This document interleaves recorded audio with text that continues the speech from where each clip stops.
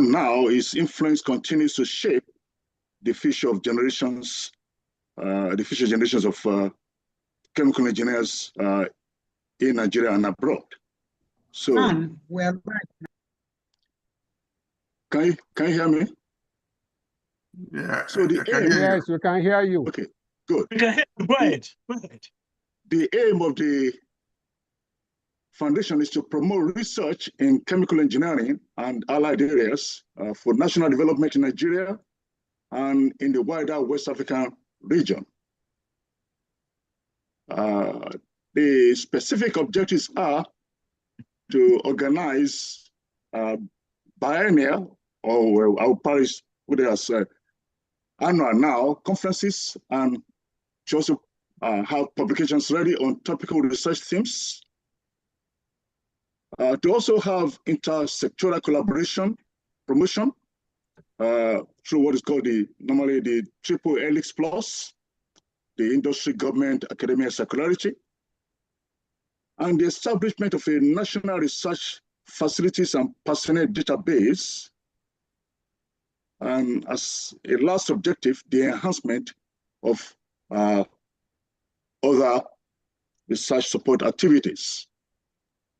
The founding trustees are listed here. Dr. Daniel Ayo, who is the chairman, Professor Kuye, who is currently moderating along with Professor Onukuli, Professor David Stan Aribike, and myself, additional. Of course, membership is open to chemical engineers with at least 2 years of relevance postgraduate experience in industry, government, or academia. And in fact, other engineers who also have interests allied to industrial processes will also be considered for membership. Where the organogram, as it is now, and of course this is an evolving system, consists of a board of directors with an executive director who is responsible, who is in charge of 3 other areas, where we have a director for seminar and publications, a director for research support information system, and of course the secretariat consisting of the admin secretary, financial secretary, and treasurer.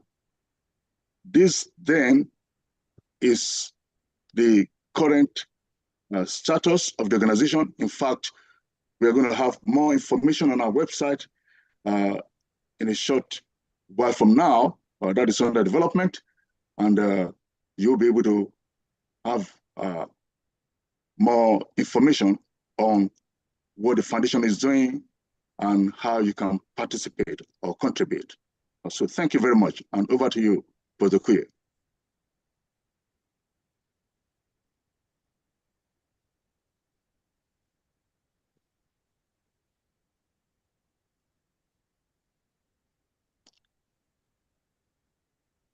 Professor Kuye, I'm done. So over to you now.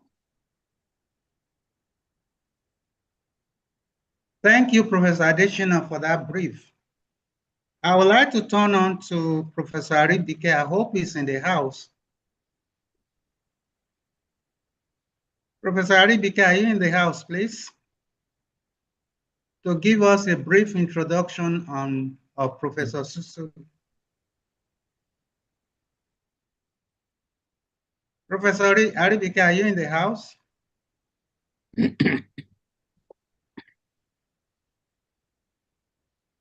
Well, it's like it's not in the house. Let me.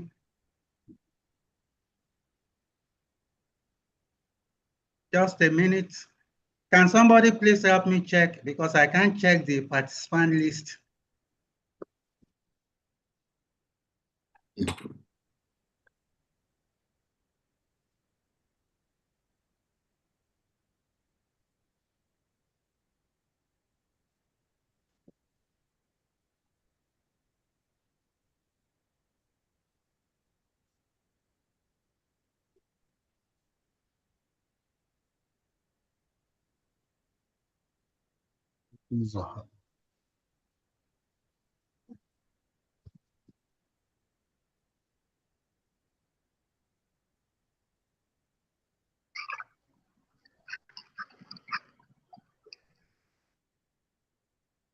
name is not here yet. It's not here yet.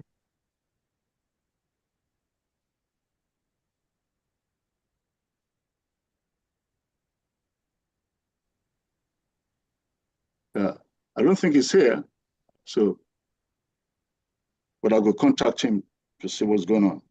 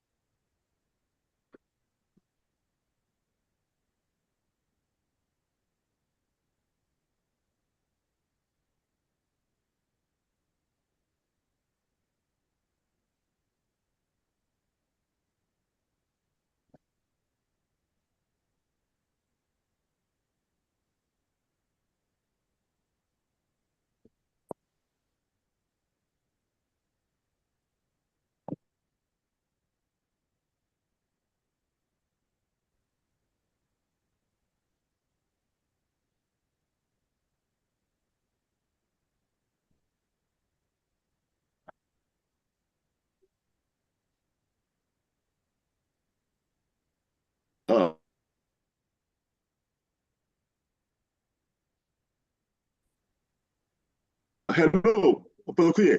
I think he's waiting to be admitted. He said he'd be waiting for a few.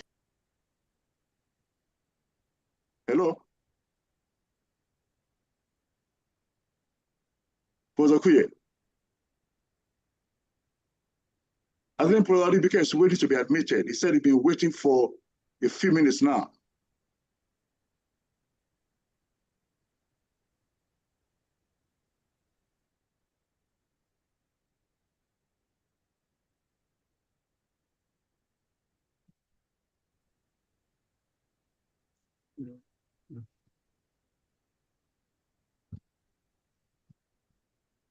Bound.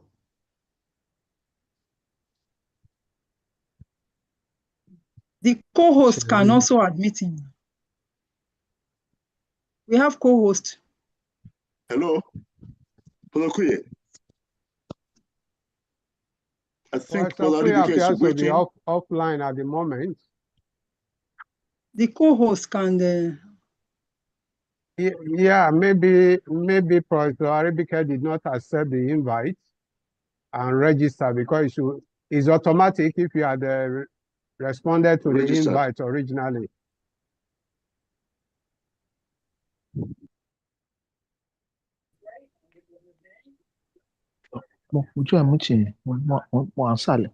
All right.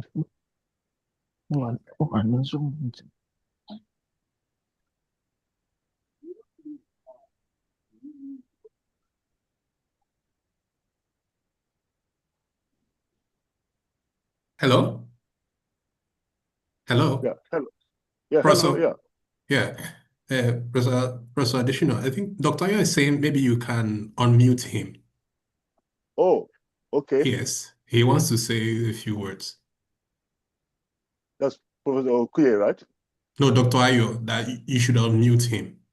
Oh, okay. Let me see. Yes, sir. Yes, sir. Okay, thank you. Thank you very much. You're welcome, sir.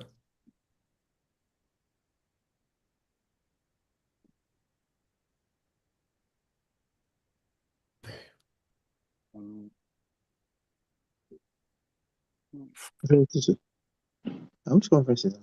The webinar, sir. Not the. I can't actually see him. Let me see.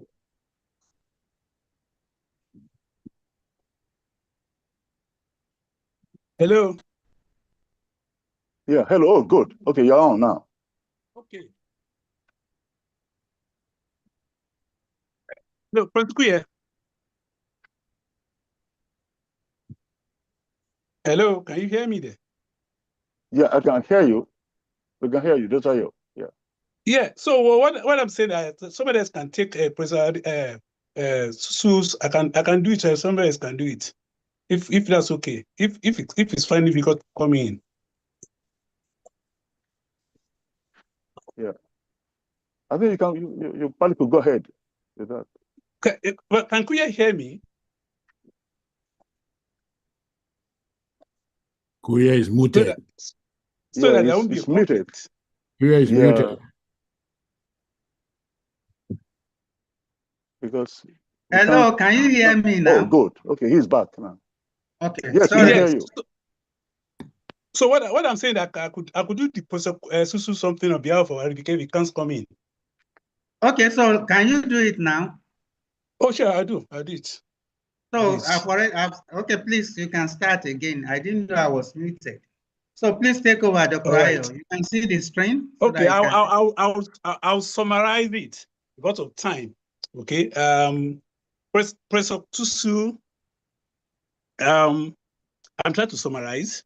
He's had his early education in Lagos, Nigeria, attended Holy Trinity Primary School in Baptist Academy, and the BSc in Chemical Engineering from the University of Idaho, followed by an MSc in 1967 and a PhD in Chemical Engineering from Stanford University. Okay. His academic career leadership, research associate at Stanford University. He was lecturer at the University of Ife before moving over to University of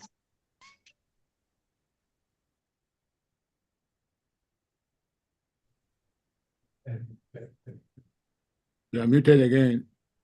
Can you unmute yourself? Abigail is trying to come in. Dr. Ayo, please go on. Please go on. I will attend to him. Okay. Right. Now is an internationally recognized pioneer in catalysis research, chemical process engineering, and pollution control. He's a prolific scholar. He has written so many papers, over 200 papers in several publications, and he's a National Merit Award winner, Nigerian National Merit Award winner. He's done a lot of research in real-time computer-assisted leak detection, for which he got a national award, and is a co-developer of the Bengal I don't have that details of that right now. In the thermodynamics. But the more important thing is that there's a brochure where the details of Susu is written, is attached. So I will probably remember to go through it. Because of time, I can't go through everything, okay? Please. Thank you.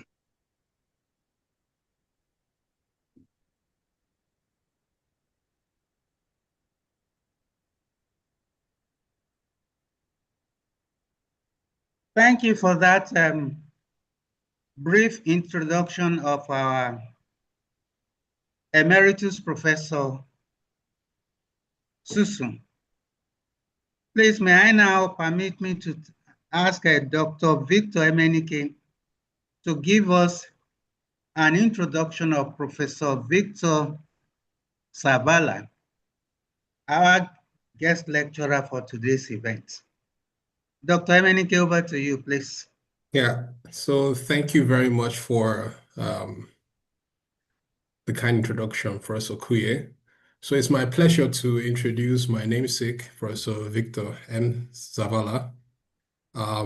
So he will be talking today on something he has titled, which is actually the theme for the machine learning in chemical engineering, from data to models to decisions. So a bit about Professor Zavala. So he's the Baldwin Dapra Professor in the Department of Chemical and Biological Engineering at the University of Wisconsin-Madison.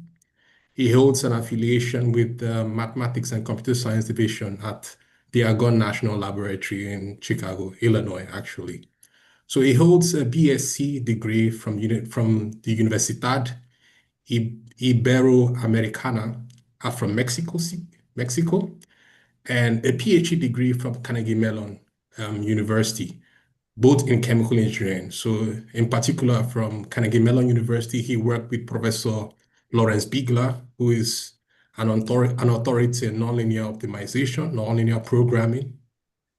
So if you know about how you discretize differential or PDEs into nonlinear systems and solve that, using that for real-time control, model predictive control, then you should know Lawrence Bigler. And he worked with him, and from there, he spent some time in the Argonne National Lab as a computational mathematician before joining the University of Wisconsin as a professor. He's an associate editor for the AC, American Chemical Society, and also the Industrial and Engineering Chemical, I think, Research.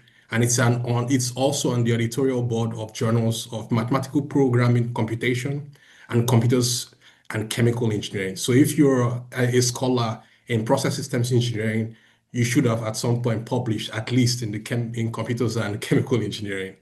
So he's a recipient of the National Science Foundation and Department of Energy Early Career Awards and the Presidential Early Career Award for Scientists and Engineers from the US. His research interests, they span data science, control, optimization, applications to chemical, energy, and environmental systems. And also on a personal note, I've known him from my time as a PhD student, using some of his code to help myself start off my research in Ampel and also in optimal control. So it's a pleasure and with great joy that I'm happy to welcome Professor Zavala to the stage to present the plenary lecture for the 2025 Alfred Akpoveta Susu Foundation Seminar. Thank you so much for coming, Professor Zavala. So the stage is yours. Great. Thank you, Victor. Let me just share my screen.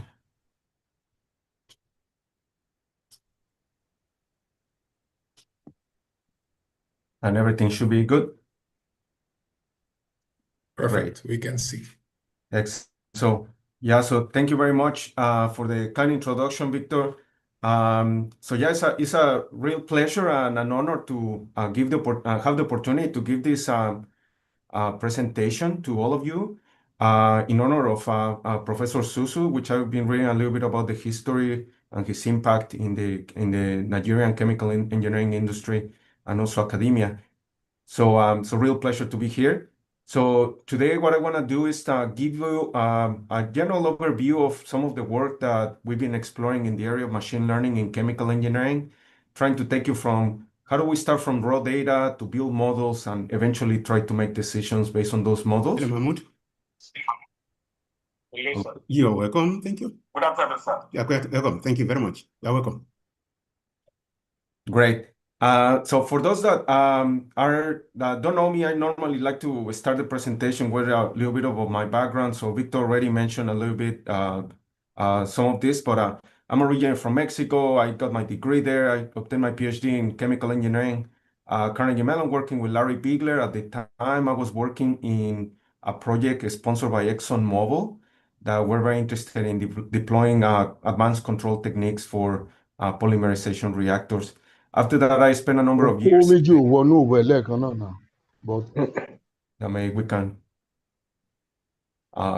So then I spent a number of years working for the government in the national laboratory system, and then I came to Wisconsin around 10 years ago. So just some fun facts about myself. So I'm married and have 2 kids. So I like long distance running, I like history, and I normally like to recommend a book. And today what I want to recommend is the book of Random Phenomena by the late Professor Tunde Oguneke, which many of you know. I think this book is really transformed the way that I think about statistics, bringing more of a chemical engineering flavor into it. And so I've been very, very inspired by that book, and I really recommend everyone to check it out. Great. So let's start with the core of this. So what I'm going to do is try to walk you through 3 big paradigms for doing machine learning. One of them is more related to data analysis, what people call unsupervised learning. One is trying to do more predictive modeling, which is traditionally the way that we think about just making predictions through via models. And the other paradigm is active learning or closed loop learning, where now you're using those models to actually drive decisions that collect more data or to try to steer the system to maximize some performance measure. So let's start with this perspective. So every time that we see data, the data does not come in a nice, elegant way that is amenable for making, for building models and for making decisions. So typically you are going to encounter data sets that are complex. So this could range from spectra, images, even if you think about equations, that's data, right? So that's text or languages, molecules, molecular simulations. So these are complicated data objects, so you cannot just feed them into an algorithm or a computer to try to build models, right? So the first thing that you need to do is to find what machine learning people call a representation. I prefer to call it a model. It's an abstraction. And there are many tools of mathematics that allow us to abstract this mathematically, right? So you can encode your data in the form of vectors, matrices, tensors, but there are some other exotic ones like graphs and manifolds and even more, but just today I'm gonna focus on these 5. Now, why is this important? Depending on how you represent your data, that is gonna influence the technique that you use to extract information from the data. So what you want to do is to try to figure out those features that are really relevant in that complicated data object. And this information is going to be very important. I'm still trying to write my... I'm going to ask everyone joining if they could mute themselves. That'll be helpful. Thank you. Yeah, so what you want to do now is extracting useful information from the data. And then this useful information is eventually what really drives the models, right? So we want to figure out what are those driving factors that build the models. Once you have the models, you can make predictions. You can also quantify the uncertainty of those predictions. And eventually that can help make decisions, for example, in the form of a controller or in the form of an optimization or any decision-making logic that you want. So in this case, I'm just going to focus on optimization. I like to make this analogy because we're chemical engineers, but I like to think in terms of data processing as a chemical processing. So I want you to think about data as a raw coffee beans that are raw and difficult to process. So the first thing that you do is pre-process them using a representation that will facilitate the extraction of the useful information, in this case, caffeine, right? So depending on how you represent the coffee, depending on how you pre-process it, you will facilitate the extraction or not of information. And eventually that will drive your final decision. Do I like this coffee or I don't like this coffee, right? So depending on how you process the data, that will affect the quality of the valuable things that you extract from the data. Just to give you a very simple, tangible examples of why it's important to think about these representations. So every time you take a picture with your phone, the first thing that you do is you're capturing a field of light, right? So this field of light can be interpreted with our eyes very easily. So our eyes are designed to capture patterns in this. However, you want to pass this image to a computer to be able to kind of make some analysis. The first thing that you need to do is represent it mathematically. So one way that you can do this is represent this in the form of a matrix.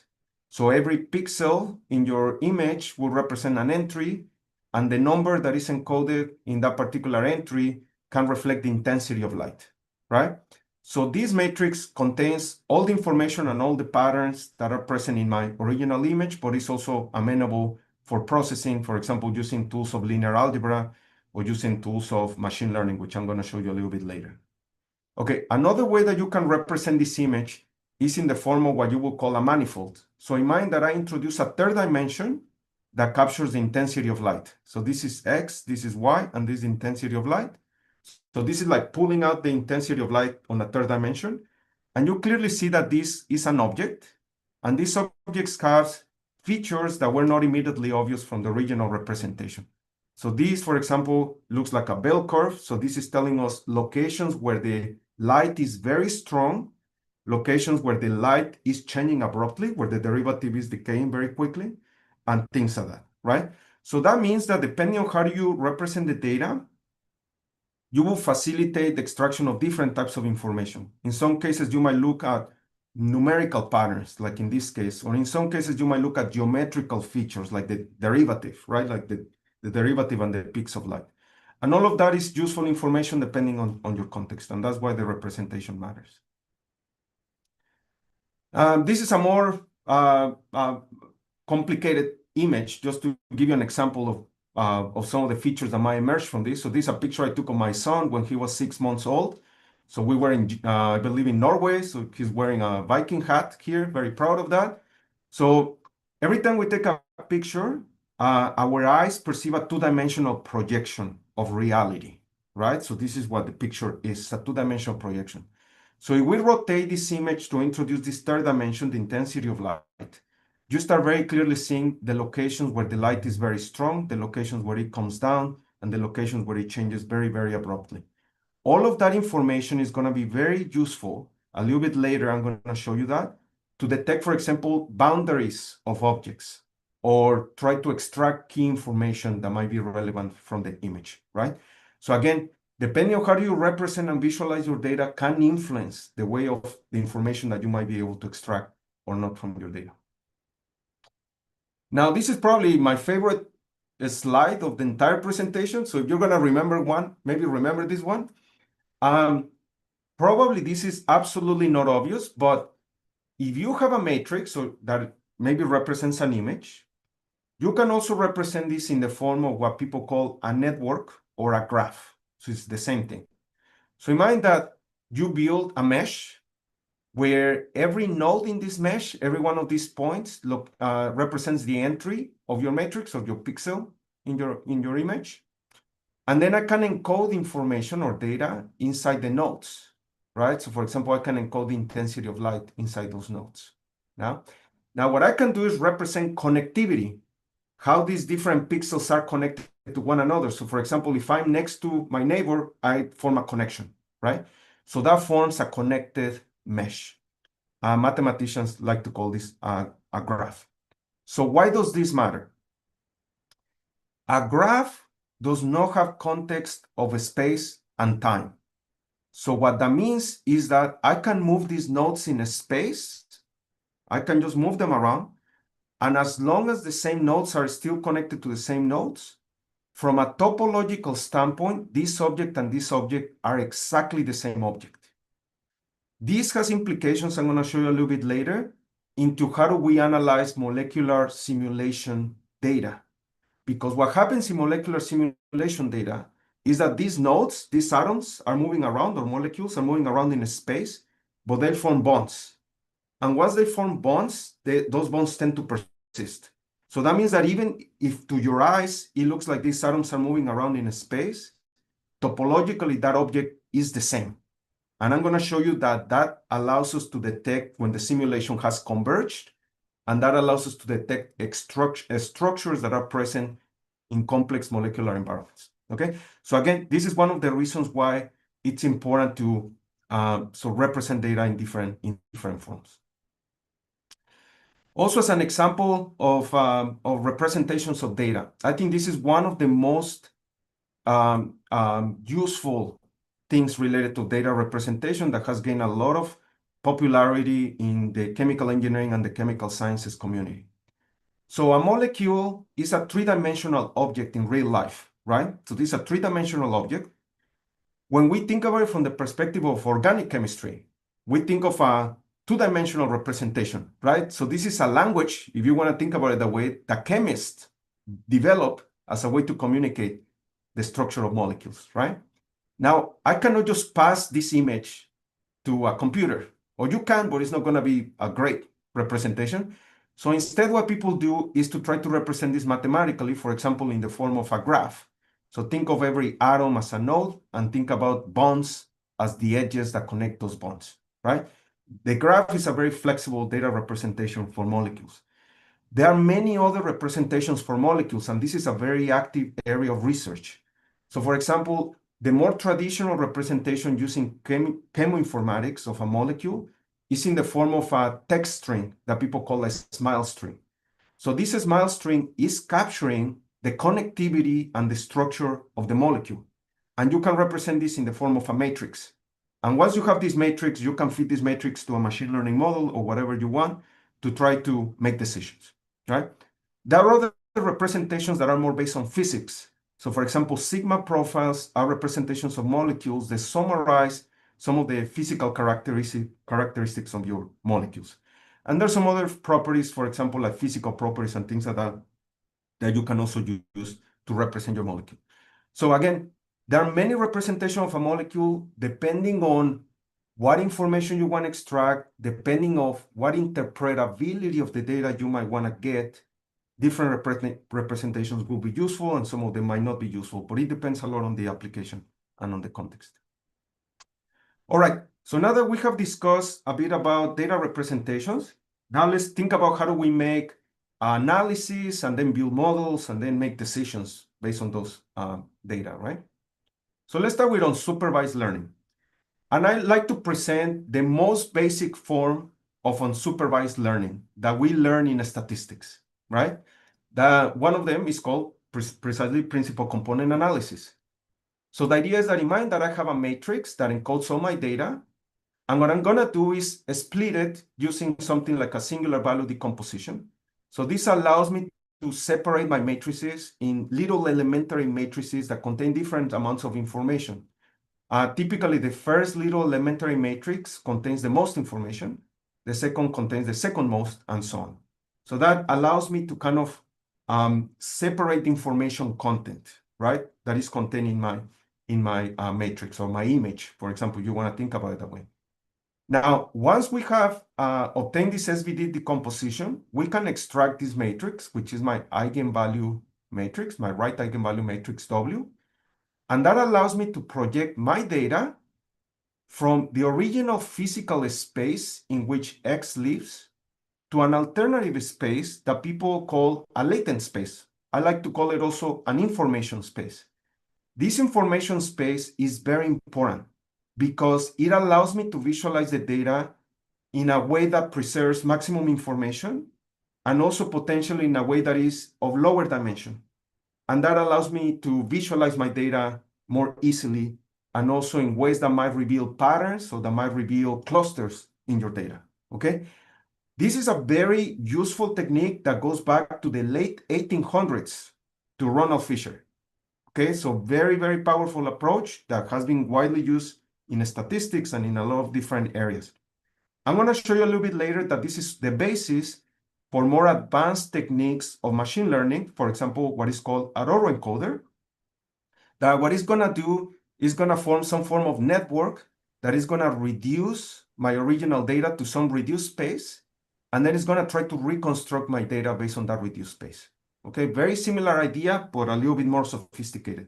But again, the principle is very, very powerful.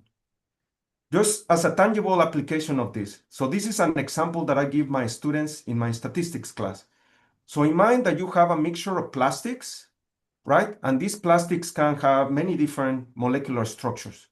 And now in mind that this mixture of plastics is passed through a conveyor belt, and I'm gonna have an instrument called an IR spectrometer, so infrared spectrometer, that is gonna try to detect in real time what is the plastic that is detected there, okay?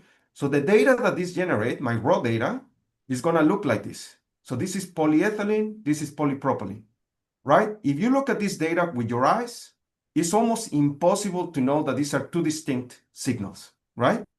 So what we do is we decompose the data using my singular value decomposition, obtain my eigenvalue matrix that allows me to project in my latent space.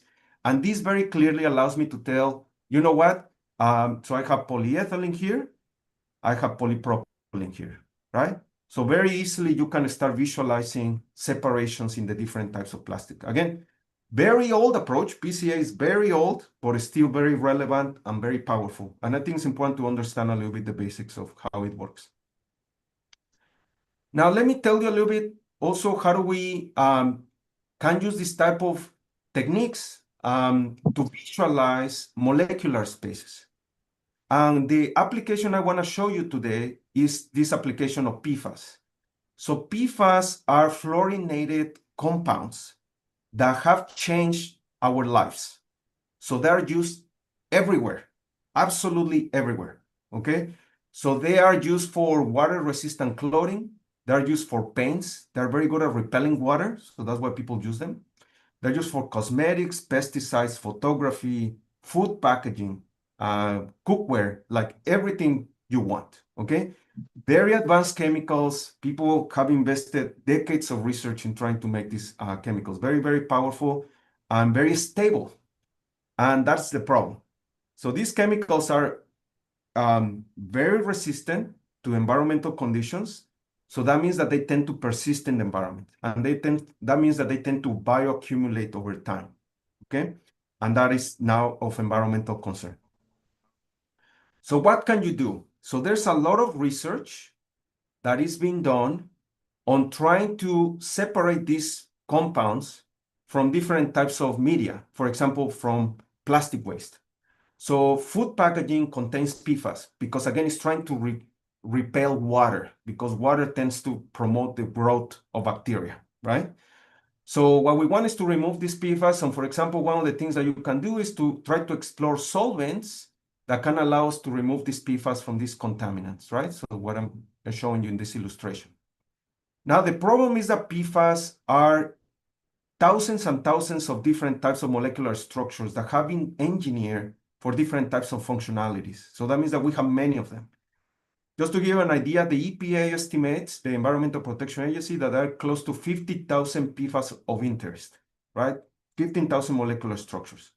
So that means that if you want to identify what solvents you can use to separate them, you can have like thousands of solvents.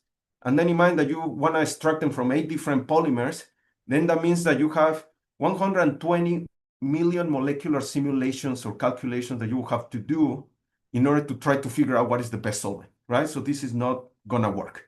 So one of the things that you can do is use tools of data science to navigate the molecular space and try to identify if there are families of PFAS that can potentially be targeted with selected solvents. By the way, this is work led by my student, Hugo Tebu, that is already attending the seminar today. So hi, Hugo, how are you doing? All right, so how can you visualize molecules in a low-dimensional space that allows you to identify these families, right?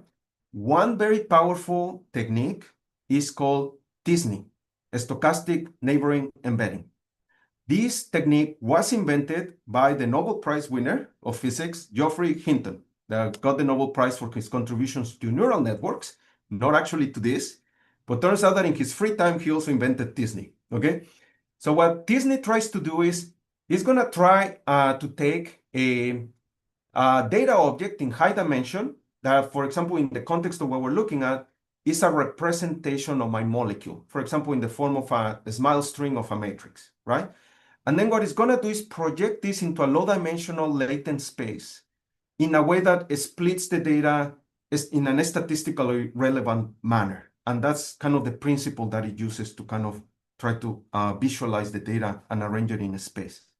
So when we applied this to PFAS, when Hugo did this, we were able to identify 7 kind of clusters, if you want to think about it that way, or families of PFAS, that allows us to now say, you know what, out of all of those PFAS molecules that we have, there are actually 7 distinct families. So now what we can potentially do is to try to identify solvents that are going to remove all these families altogether. So for example, I might be able to identify a solvent that separates all of these PFAS all at once. And that's something that currently Hugo is exploring into his research.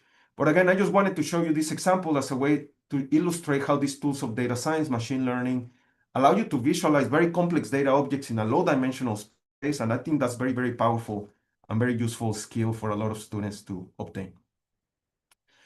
Now, this is another technique that you can also use to visualize complicated data objects in low dimensions. And this comes from the tools of topology. So what I want you to do is, imagine that you have an image that I already showed you can be represented in the form of a matrix. Then what I'm going to do is represent this image in the form of a mesh. I already showed you how to do that, right? And then what I can do for this mesh, this is a graph. I can compute 2 numbers for this graph. The first number is called the number of connected components. So if the entire mesh is connected, the number of connected components is 1, okay? Then I can also count the number of cycles or holes that are present here. So in this case, I have 8 holes, right? This is this number, BERI1, number of holes. The difference between these 2 numbers is called the Euler characteristic number. This number goes back to Leonhard Euler to 1756. So again, very early on, Euler invented topology, right? So this number is a very useful number because it summarizes the topological features of a graph. Those topological features is the number of connected components and the number of holes. So in this case, this gives me a -7. Okay. Now what I'm going to do is I'm going to start eliminating nodes in my graph or in my image based on intensity of light. So for example, I'm going to eliminate 5 and above. And that introduces this big hole over here and eliminates the little holes. And then what I can do is recompute the Euler characteristic number. In this case now becomes -4. And I continue with the second largest number, in this case a 3. That introduces this new hole over here. And I compute the Euler characteristic number -1. This process is called filtration or percolation. And this allows me to see how the topological features of my object are changing at different intensities of light.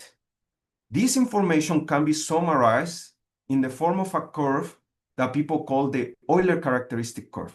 So this is telling me how at different levels of light, the topological features are changing. I want you to think about this curve is analogous to a probability distribution. A probability distribution is a curve that summarizes the statistical features of a random variable.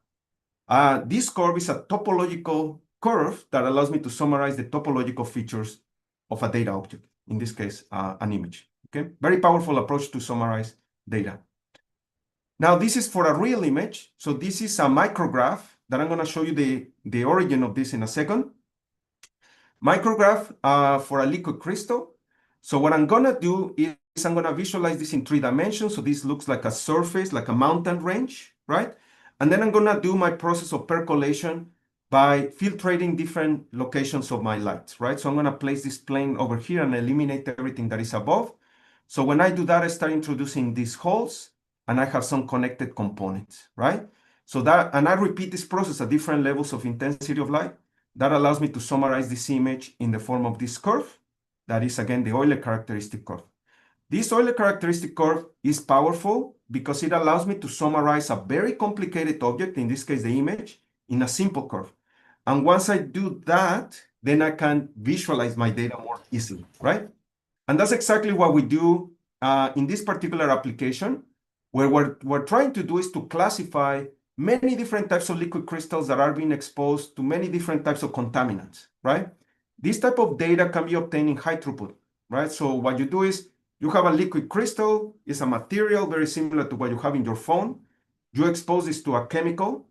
This is going to create an optical signature, and then you're going to process all of that data using these techniques to try to see what was the chemical that this liquid crystal was exposed to. So this is how it looks like. So this is 2 data sets, right? A liquid crystal exposed to a contaminant at low concentration, and a liquid crystal exposed to a contaminant at high concentration.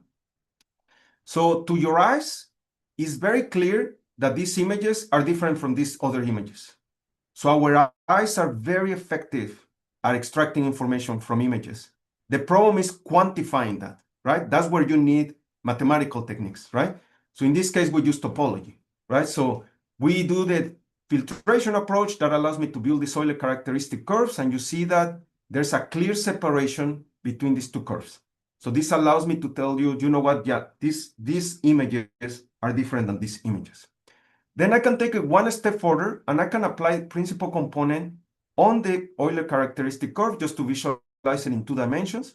And you very clearly see that there's a clear separation between all the images at high concentration and at low concentration. So you see by doing a combination of techniques, you reduce very complicated object to another data object that facilitates my calculations. You can apply the same principle for high dimensional objects. So instead of just having an image, imagine that you have a 3-dimensional object. In this case, this was obtained from molecular simulation. So what I'm showing you in red is locations where water tends to concentrate in a solvent environment. And what I'm showing you in blue is locations where the water is a low density compared to the solvent, right? So this very clearly has structures, right? This is a structure that is present in your molecular simulation.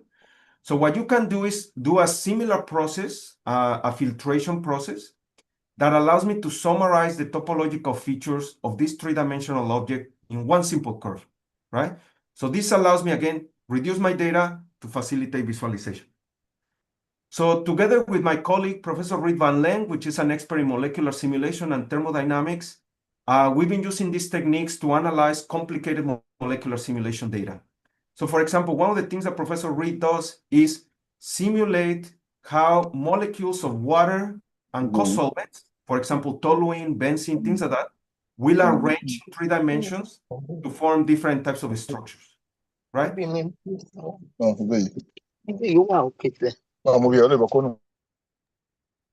And depending on how those molecules arrange in a space, they will facilitate the reaction of different molecules in the environment. So this is critical, for example, for biomass processing.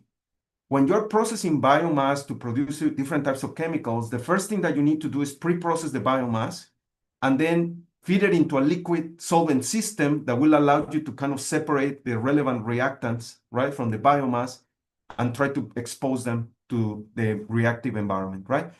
The other thing with these simulations is that they are computationally very expensive. So every time that you do a time step over time, that requires hours of computation. So it's important to detect when to terminate the simulation, right? And I'm going to show you in a second how do you do that. So just to give you an idea, how do we do this? So with Professor Reed, we build a large data set of different molecular simulations for different types of environments. So that allows me to start visualizing, right, how the topology of the environment changes, for example, for a co-solvent called DMSO compared to another solvent called THF. So we have this family, and then when we visualize all these Euler characteristics in low dimensions, in 2 dimensions using PCA, you see that there are very clearly families of solvents that create these families of topologies. So this means that all these solvents form very, very similar topologies. And what we were able to find is that these solvents actually have low reactivity. So these solvents are not very good solvents for biomass processing. Now, you also identify solvents that promote high reactivity, and you see that they tend to cluster together, right? So you see these clusters over here. So these are the solvents that are very, very good. And you're also able to identify the solvents that exhibit very, very high reactivity, and you see very clearly that they tend to form very specific topologies. So kind of the learning that we came out of this work is that topology, the way that solvents arrange in 3 dimensions, is critical. It's a critical feature that drives reactivity of the environment, right? And that was, we were able to reach that conclusion based on all of this analysis. All right. Now what I'm going to do is accelerate a little bit. And what I'm going to do now is show you how do we use tools of machine learning, not only to visualize and reduce data, but now to make predictions, right? So that's the more traditional way we think about machine learning is like, I want to build a model that allows me to predict. So that's called supervised learning.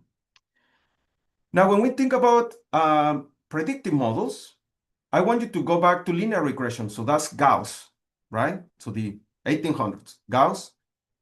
So Gauss were able to propose that, you know what, if I have an input vector, I can construct a weighted summation using parameters that allow me to make predictions.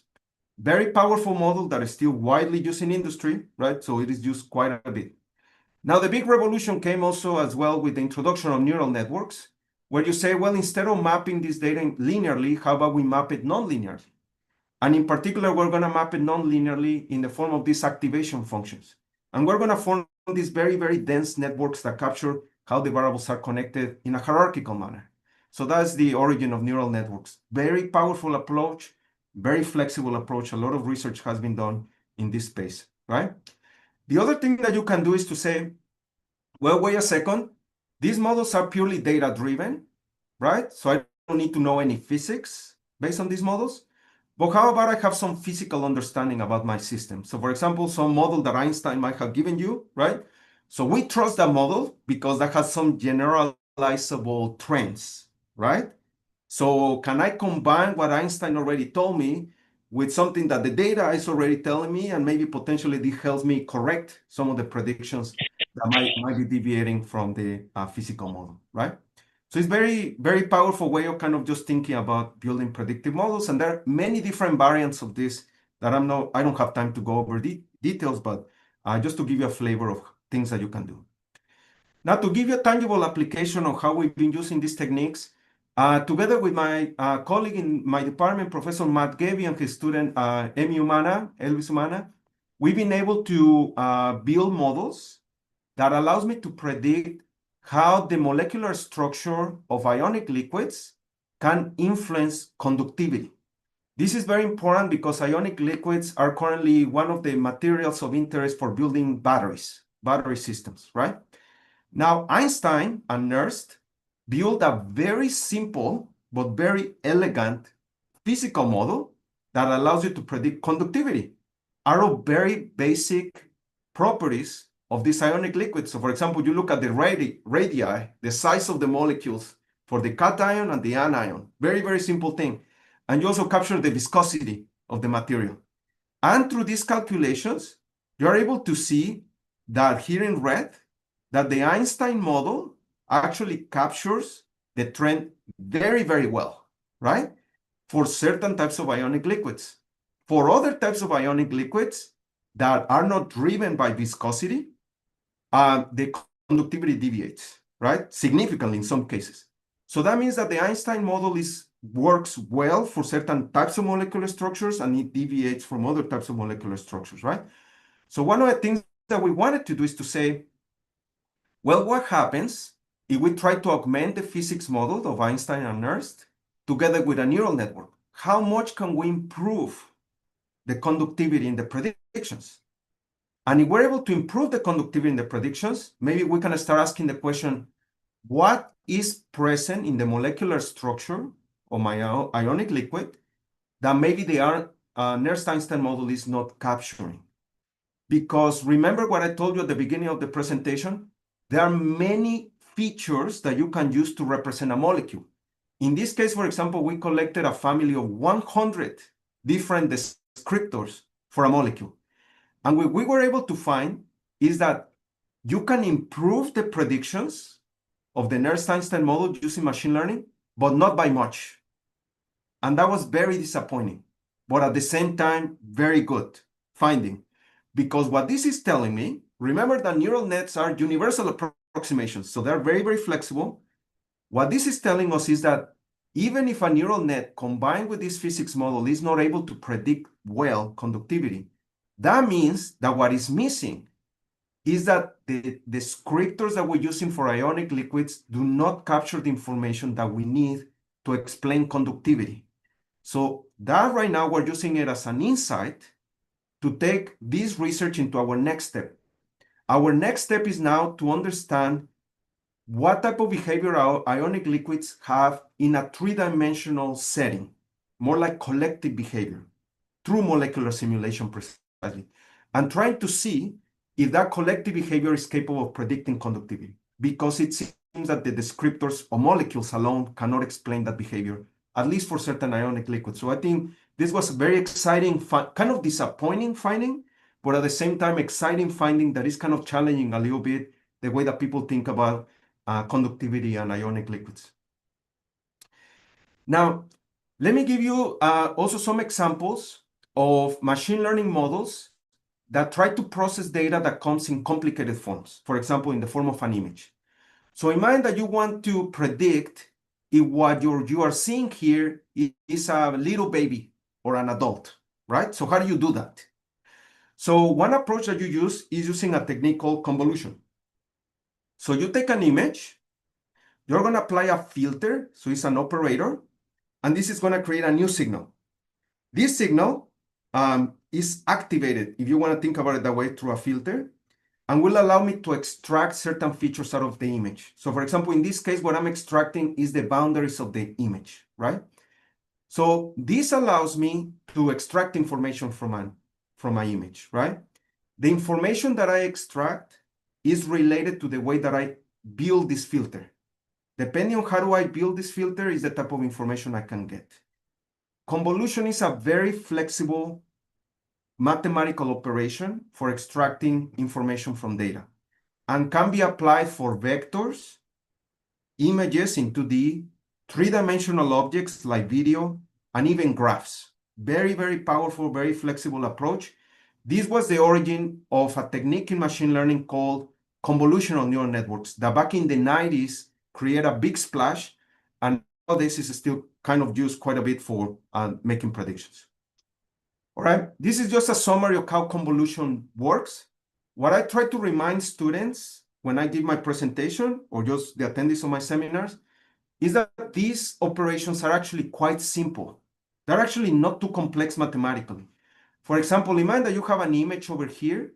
You build a filter in the form of a simple matrix. Then what you do is an element by element multiplication of these entries. And then that activates or summarizes the information that is present in this little window. Then what you do is move this window around inside the image to kind of process the entire image, right? So that allows me to go from here to here. Now, these tools nowadays are available in MATLAB, they're available in Python, they're available in any programming language you want. So that has facilitated the implementation of this type of things. It's actually very simple to use. This is how a convolutional neural network works. So I input an image, right? So this is my raw data. I am going to have a family of filters, my operators, that I don't know what they are, but I'm going to learn them, right? I'm going to learn them to try to figure out what are the best operators that best explain a certain object, right? Once I process this using my convolution, I'm going to activate these images. That is going to highlight those features that are present in my images. And then I'm going to summarize all of that information into a simple vector, like the vector that you and I know, right? It's a simple collection of numbers. So this sequence of operations allow me to summarize this complicated object, an image, into a simple vector. And once I have a simple vector, I can feed this into a neural network. Or I can even feed it to other things, like a classifier or whatever you want, right? And that allows me to make predictions. So for example, that allows me to predict if this image corresponds to a circle or corresponds to a square or whatever it is, right? Now, the secret with these models is that they learn, right? They learn based on a collection of images, what are the best filters to train, right? So it's very, very powerful approach to make predictions. Just as a tangible example of how can you use this. So let me return to the example of the plastics. So again, we have a collection of plastics. I collect my spectra. You see that there's a lot of overlap in this spectra that our eyes cannot distinguish very easily.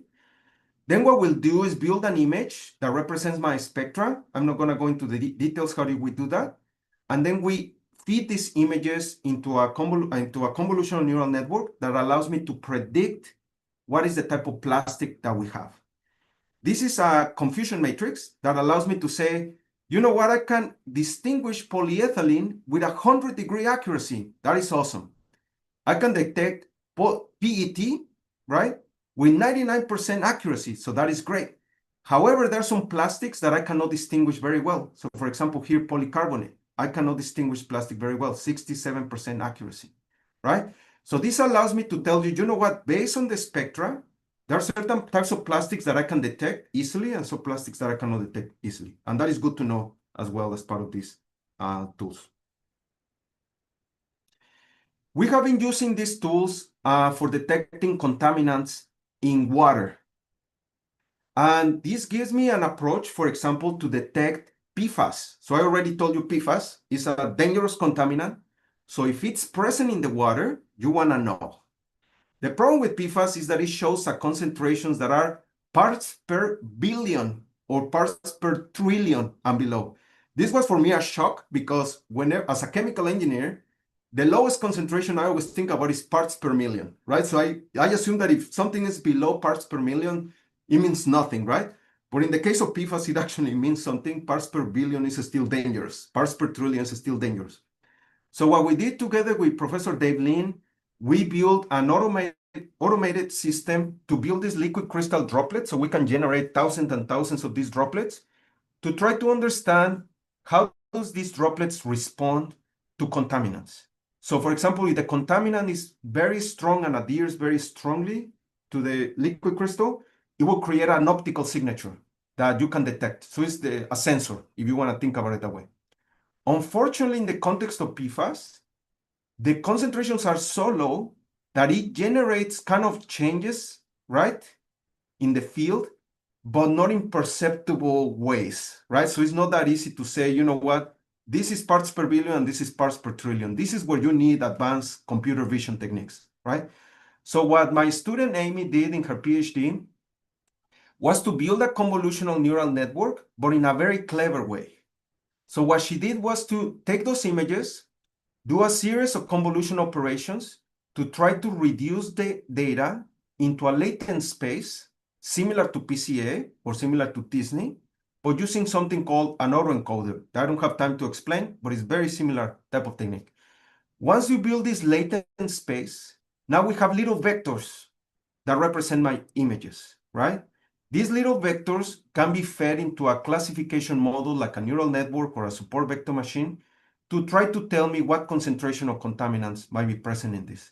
So it turns out that this works well. So we are able to classify these images with a relatively high accuracy. It's not perfect, but at least it's able to tell us if PFAS is present at concentrations below 1 part per trillion and above parts per trillion. And that it gives us some hope that maybe these contaminants can be detected at very low concentrations. This is still work in progress that we're currently working on. Again, just to give you an example of things that we're working on.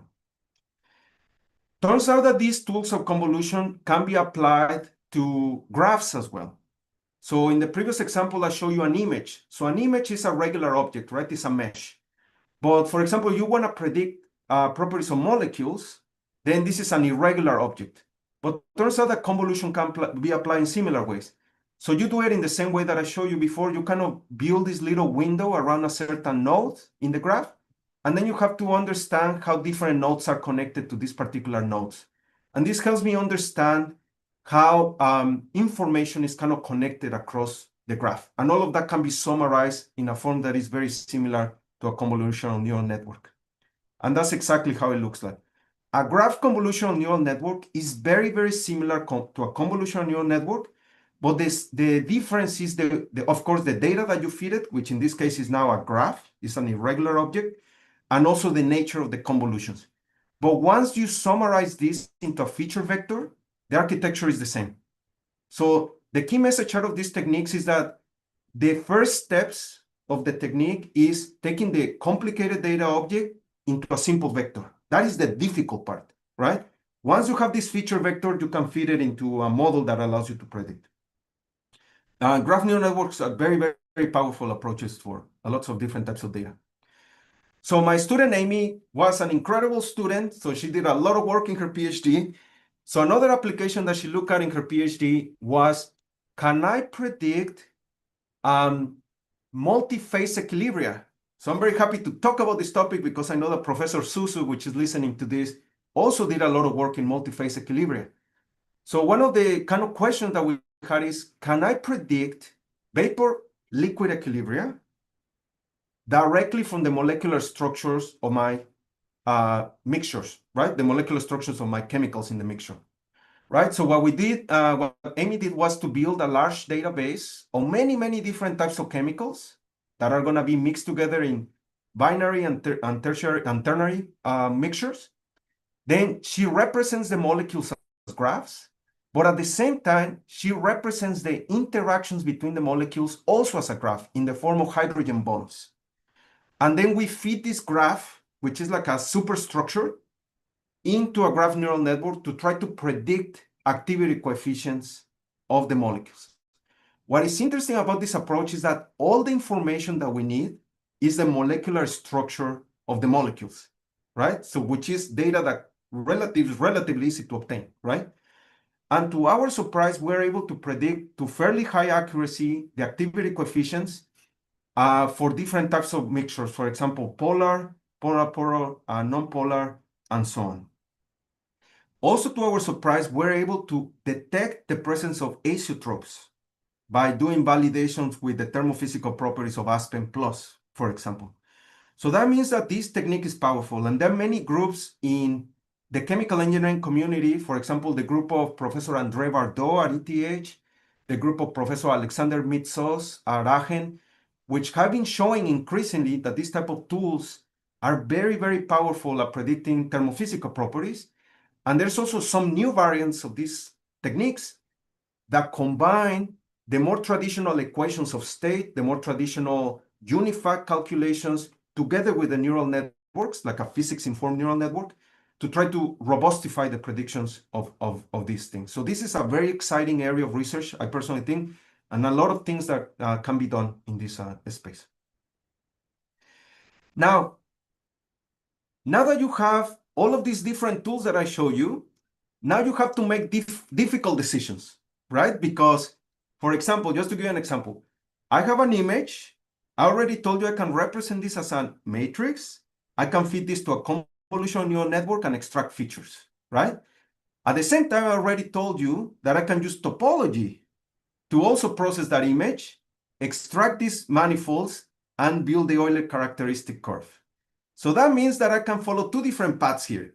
I can use convolution operations to build this feature vector, or I can summarize my image in the form of my Euler characteristic curve, right? So now you have two options. So what do you do, right? So one thing that I want you to think about as well is how computationally intensive these different techniques are, okay? Just to give you an example, in some early work that we did, we built a convolutional neural network to process all of these images of liquid crystals to predict concentrations on contaminants using a convolutional neural network. Very, very powerful approach. It predicts concentrations for ozone and concentrations of chlorine very accurately. It's very, very impressive. However, the computational footprint of this is huge, right? So you need to store all of this data that requires a huge amount of memory. All the training of the machine learning model requires 3 hours of computation, and you need a GPU, right? So this is an NVIDIA GPU, very popular nowadays, but also very expensive. So that means that you need a heavy computational machinery to be able to do this, right? So what we did was to say, can I do something that maybe is good enough, but maybe computationally cheaper? So what we did was to say, I'm going to take all those images from the liquid crystal, summarize them in my Euler characteristic curve. Then I'm going to use the Euler characteristic curve directly to build a simple classifier, something like a support vector machine. So this process can be done on the order of seconds, right? These calculations of topology are like super, super fast, right? And you see here that the predictions are virtually the same. What is slightly worse than CNNs? Because CNNs are able to extract much more information, right, from my data. But we're able to do this very, very fast, right? So one of the things that messages that I like to give students and also people in general is that the way that you represent the data and the way that you extract information from the data will allow you to potentially build models that are much simpler and also potentially much more interpretable. So do not start with a neural network right away, right? Try to start simple. Try to use techniques that are intuitive into extracting and processing your data. Once you convince yourself that maybe that does not work, then you can go to the neural network and try to see if that more powerful approach helps you. All right, just to conclude the seminar, I want to finalize by just telling you a little bit about building models that take uncertainty into account. Predicting uncertainty or quantifying uncertainty of our predictions is very, very important. For example, it's not enough to say this molecule is toxic or not, but with what probability, right? Because that information might be useful into informing experimental design procedures or just in informing our decisions. Maybe I don't trust that prediction very well, so that is going to influence my decision. Now, there are tools of machine learning that are very, very powerful at quantifying uncertainty. One of those techniques is Gaussian process modeling. My colleague Joe Paulson is an expert in this type of technique in the context of Bayesian optimization. So I'm not going to go into much of this detail, just also in the interest of time. But just to give you an idea, there are powerful approaches. These are probabilistic predictions that allow me not only to predict, but also quantify the uncertainty, right? And these are very powerful interpolators that allow you to capture nonlinearities in your data. And they have become very, very popular in many applications. Just to give you an example, I gave this exercise to my students in my grad school course on advanced mathematics. These students are very smart, right? But they also have access to modern tools of Python. Modern tools of Python can build the Gaussian process model very easily and can give you the uncertainty information very easily. So the challenge that I gave them was, can you predict what is the impact of 3 different variables of a solvent extraction system? Temperature, time, and concentration of solvent. And I want you to predict the yield, right? And I have very few data points that I gave them. In this case, I gave them like 10 data points. So what you're seeing here in 3 dimensions is the predictions of the Gaussian process model. So it predicts that in this area, right, the yield is going to be very high. But you not only want the prediction, you also want the uncertainty, right? For example, here is predicting that the optimum is here, but do I trust it or not? So that's where uncertainty information becomes useful. So very clearly, this tells you that in this region, the uncertainty is actually very low, so you can trust that prediction. However, if the prediction was here in the corners where I don't have data, the uncertainty is very high, so I wouldn't trust that prediction. This type of information is very useful for the recommending experiments, which is the last part of my seminar. All right? So just to conclude my seminar, because I know that I have only 60 minutes, I want to go into this area of active learning. So now that I have a model, I can now recommend experiments in a closed loop manner to try to drive my system into an optimum set of conditions. Very powerful approach. There are many flavors of this, but one of those flavors that has gained a lot of popularity is a technique called Bayesian optimization. So what Bayesian optimization is going to do is going to build some form of oracle that is going to recommend experiments to guide an experiment. This experiment is going to collect data in the form of a performance function or an objective function that is going to use to refine the model. And once you refine the model, you can drive better decisions, right? So this is how it looks like. So I'm going to have an oracle that recommends my experiment. So let's say the solvent extraction system. The solvent extraction system is going to give me new data on the yield of extraction. This yield of extraction is going to make we're going to use this data to build a model. In this case, a Gaussian process model. The Gaussian process model will allow me to make predictions, right? So for example, here's my prediction. The prediction is telling me that the optimal way of running the system is in this location. However, do I trust the prediction or not? That is where uncertainty comes into play. So the uncertainty is telling us that the locations where uncertainty is the highest is in these locations. So it turns out that this optimum, even if I'm predicting is there, also has a high degree of uncertainty. I still cannot trust the model too much there, right? So that allows me to gain information and tell you, you know what, the next experiment maybe should go here, or maybe should go here, or should go here, in order to connect more information, right? This is the principle we have been using for a lot of different applications, and Professor Joe Paulson also has many applications of this type of technique. So for example, we've been using this technique for identifying solvents that can optimally extract products from biomass.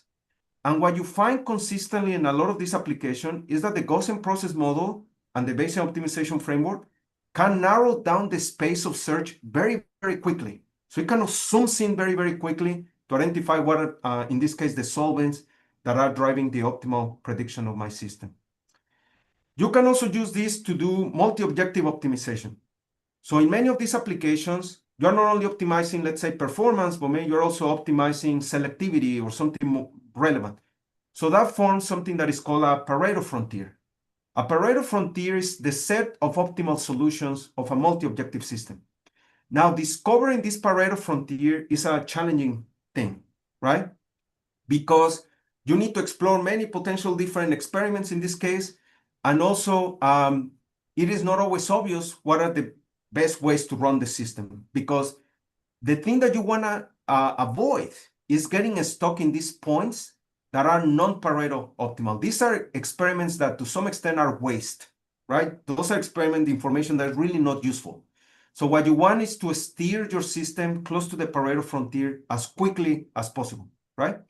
Just to give you a tangible application of this, Professor Paul Kennis, as a professor at University of Illinois, Urbana-Champaign, an expert in electrochemistry, shared some data with us on electrochemical systems. So what they're trying to do is manipulate different types of operating conditions and design conditions for their system to try to optimize current density and also Faradaic efficiency. So what we did was to build a GP model that predicts these two objectives. And what you find is something really interesting. In black, what I'm showing you is all the data that has been collected experimentally by the group of Professor Kennis. And you see that a lot of those experimental points are really far from the actual Pareto frontier of the system.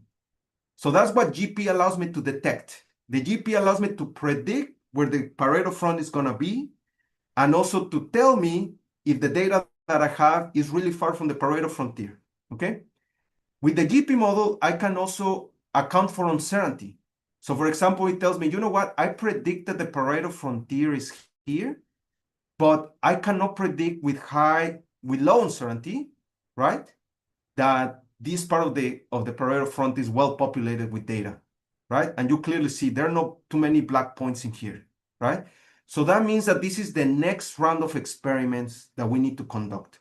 We need to now sample around this Pareto frontier here, not over here, not over here, not over here. We need to go here in order to reduce uncertainty and make sure that the Pareto frontier that we have is correct. So just to conclude my seminar right on time, so I've been monitoring my time here. I just want to remind you of this slide. When you start with raw data, representation matters.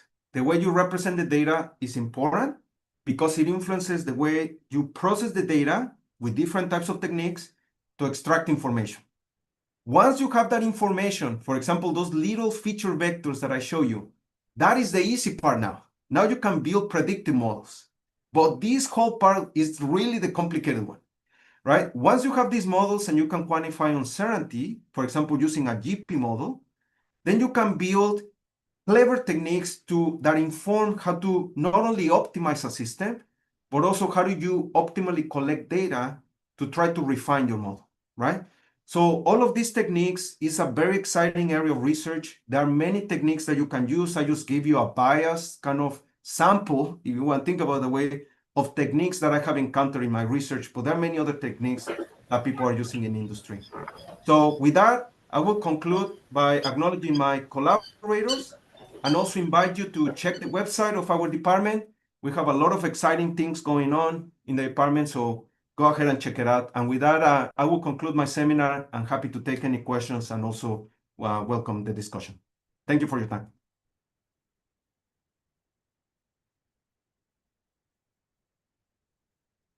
And I hope I was not in mute all this time. That would be a disaster, but anyway. You are not in mute, first of all. Hello, Mr. Victor. Hello. Thank you very much, Professor Zavada. Can I ask one question? Hello? Please, Yep. if you can hold on a little bit, please. Yes. We'll have the questions after the panelists. Okay. Perfect. We'll ask the questions after the panelists. Yeah. So please, it's my pleasure to invite Dr. Tolu Ajayi to please introduce the discussants. Dr. Ajayi, the floor is yours, please. Yeah, thank you very much. Good evening, everyone. And thank you very much, Victor, for that presentation. Quite lucid. I mean, it wasn't as complicated as I thought it would sound. So thank you very much. So to discuss this presentation and more, we have 4 discussants. And we'll be doing that in the next 40 minutes. So each one has 10 minutes. So we have 4 discussants. We're going to start with Olabode Alamu.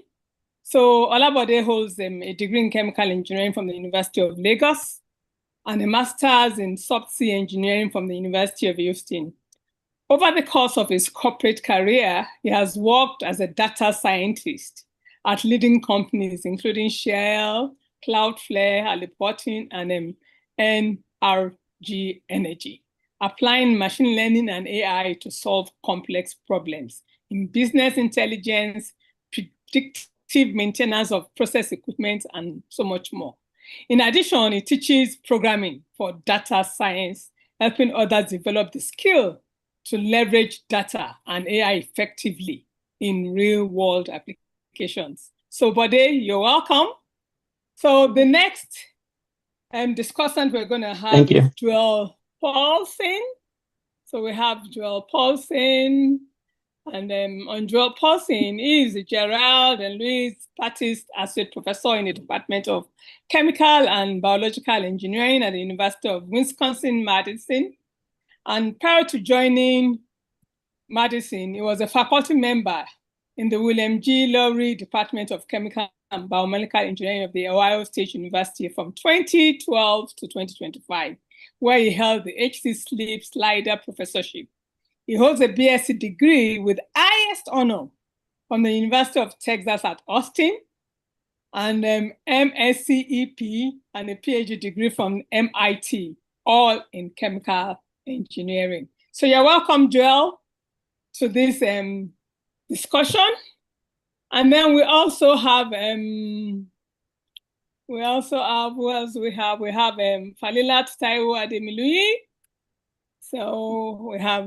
So she is a professor of chemical engineering in the Department of Chemical and Petrochemical Engineering, Rivers State University. Let me get my dossier on her. Okay. So she finished from the University of Lagos. She graduated from the University of Lagos with a first class in chemical engineering in 1991 and completed a Master's of Technology degree and PhD in chemical engineering at the Rivers State University of Science and Tech, Port Harcourt. She has supervised several undergraduate, master's, and PhD research works and published over 60 journals and conference papers locally and internationally. She has also authored 4 books in various fields of chemical engineering. She is Korean registered. She's a member of the Nigerian Society of Engineers and a fellow of the Nigerian Society of Chemical Engineers. She has served in the accreditation committees and chairman of several university committees. So Professor Ademiluyi, you're welcome. And then last but not the least, we have Abiodun. Sorry, let me get my, okay.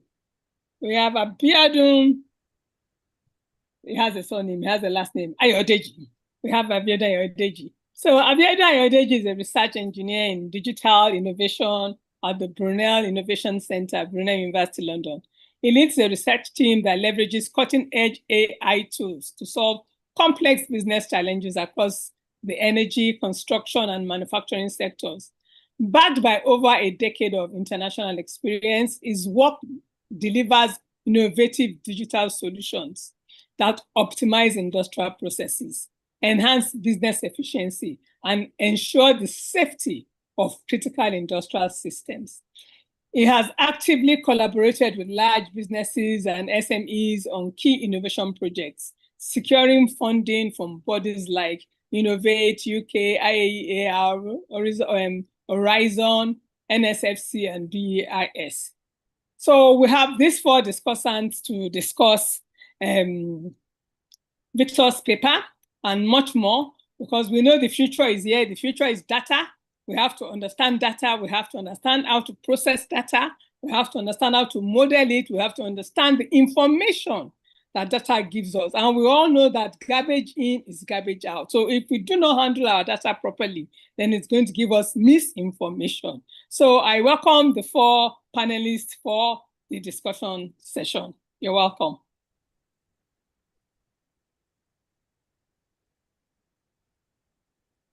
Thank you, Dr. Ajayi, for that fantastic introduction of our discussants. So it's my pleasure to now invite Olabode Alamu to give us his own thoughts on Professor Zavada's presentation. Olabode Alamu, you have the floor, please. You want to share your screen or? Yes, I will be sharing my screen. So let me stop sharing then, please.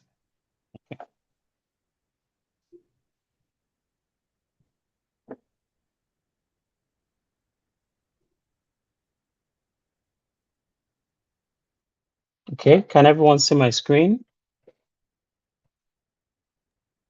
We can. Awesome.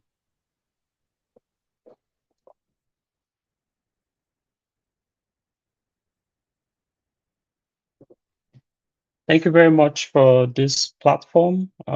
It's really a pleasure to be here and to listen to the previous presentation. Thank you very much. It was really eye-opening on how chemical engineering and AI or machine learning actually interconnect right now.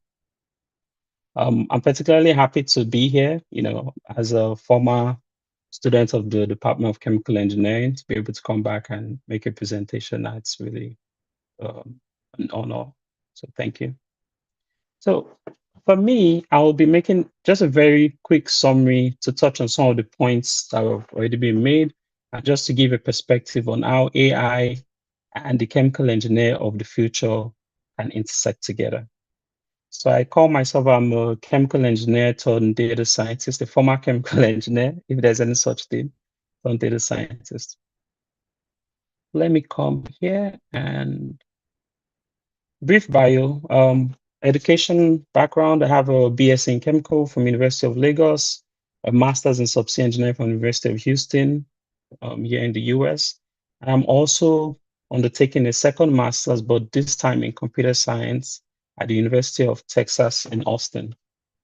So I'm a well-experienced programmer. I created an open source data science library that helps in the data science process that other people use to make the data science workflow very easy. My data science experience covers companies like Shell, Halliburton, several other places, and I've written technical papers on how to use machine learning systems for predictive maintenance. One of it is written there. So the chemical engineer of the future is going to find a way to marry your domain chemical engineering knowledge, data literacy, and AI tools to solve very interesting problems. I believe the problems that will be called on to solve in the future will be much more intense because we have more advanced tools to solve it. For example, like what we've already seen in the previous presentation. So I'm really excited to just give an overview, give a broad lens on how AI could actually help us here. So we can't discuss artificial intelligence without actually talking about human intelligence.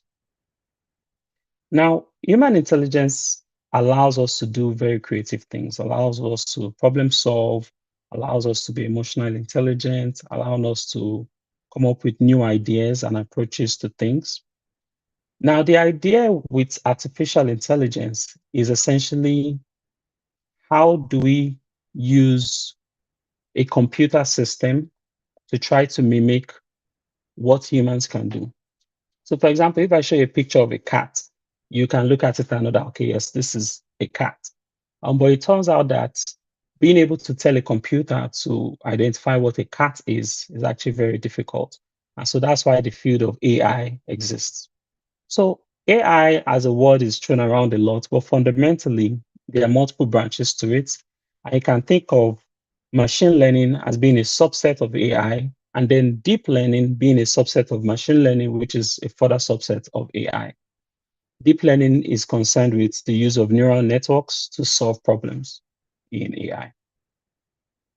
Like I've already said, AI is just mimicking human intelligence to solve problems.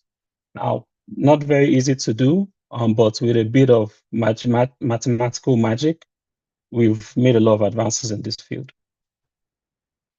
So before we go further, I just want to talk about a chemical engineer. We all know what it is and what we do.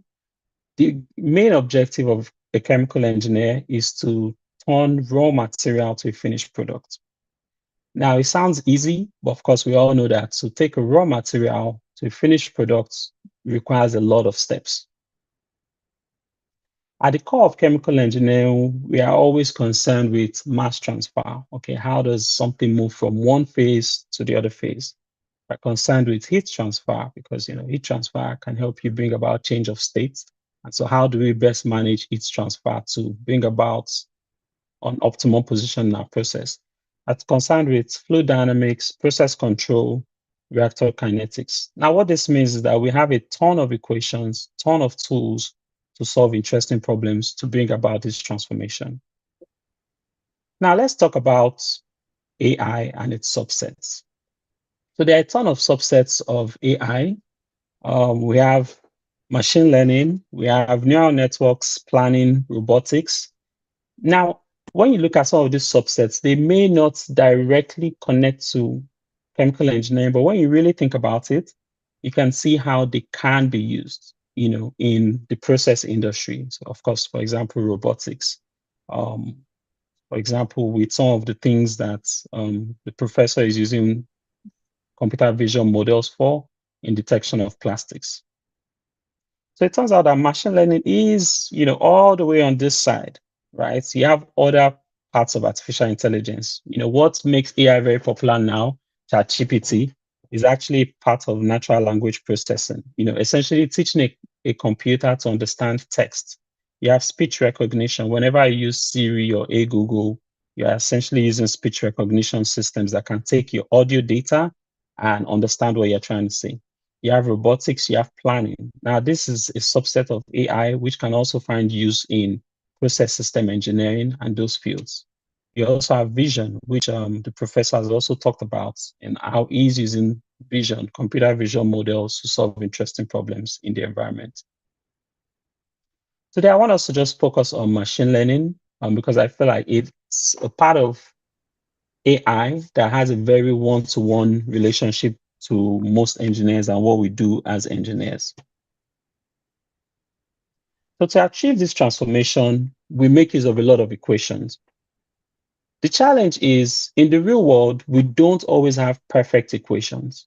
And so being able to learn from data is an extremely important point. And so that's where machine learning comes in. So machine learning allows the computer to create a model.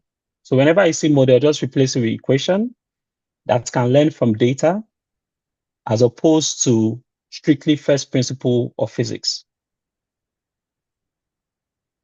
Machine learning is broad. The professor had already talked about unsupervised learning. They have supervised learning, which is you have your answer, you have your input and your output, and you want to find a mapping between the inputs and the output. So like an input matrix to an output vector. That's what supervised learning is. Turns out a lot of the interesting problems tend to live in the unsupervised world, also being supervised, where you don't have label, but you're trying to find patterns in your data. So today I'll just talk about classification, regression, and anomaly detection. So those are just some key subsets of machine learning, regression, classification, and anomaly detection. And I'll just summarize it here. With regression, you're trying to predict a continuous variable. So let's say you have temperature and pressure, and you want to fit a line of best fit. Regression will help you do that. Now, depending on the model you use, it could either give you the coefficients, or it might be like more of like a black box where you just pass in the data and it gives you an output. Classification, on the other hand, is trying to distinguish between multiple data points. So if we recall back to what the professor shared, where he showed the charts and showed clusters of different points, a classifier's job is to find the differences across these different segments of data. It turns out that's interesting because, so a chemical engineer, when you're operating a process equipment, there tends to be like different transition phases on how equipment work. And a classifier can actually help you to identify when a particular piece of machinery or equipment has moved from, let's say, the steady state to the non-steady state where something bad can actually happen. Anomaly detection is also a very important part of machine learning, where we are detecting differences. It turns out that most of the interesting problems tend to be not when everything is working fine, but when everything is not working fine. And there are actually techniques to do that. So like I said, regression is essentially when you're just trying to fit a line of best fits between two or more variables. The only difference is most problems that you find in industry, instead of just one Y and one X, you're likely to have one Y with multiple X, sometimes hundreds of them.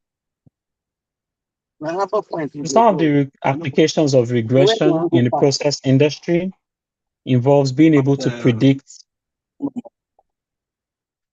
Can anybody hear me? Or have I been? I hope you can all hear me. Being able to predict different kind of parameters. So say, for example, the development of a virtual sensor around the process equipment.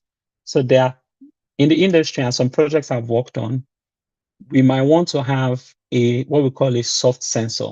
So that's essentially a model that's given an input, we can predict what the output from a process equipment would be. We call it a soft sensor because it's different from an actual sensor that you install in the equipment. And there might be different reasons why I want a soft sensor. Sometimes it's because we want to monitor a particular physical quantity that doesn't have a sensor to measure it at this point. And so we try to predict proxies to that physical quantity. And this finds its application a lot in the environmental space. Say, for example, you want to determine how much pollutant is going to come from a particular piece of equipment, given your process conditions. It's actually a very useful application and things that's always done in industry. So classification, essentially, when you look at this image, we are telling the algorithm, help me draw that line to differentiate these two categories. So a trained person, to the human eye, we can look at this and say, okay, well, I see all the blues are on the left and most of the yellows are on the right.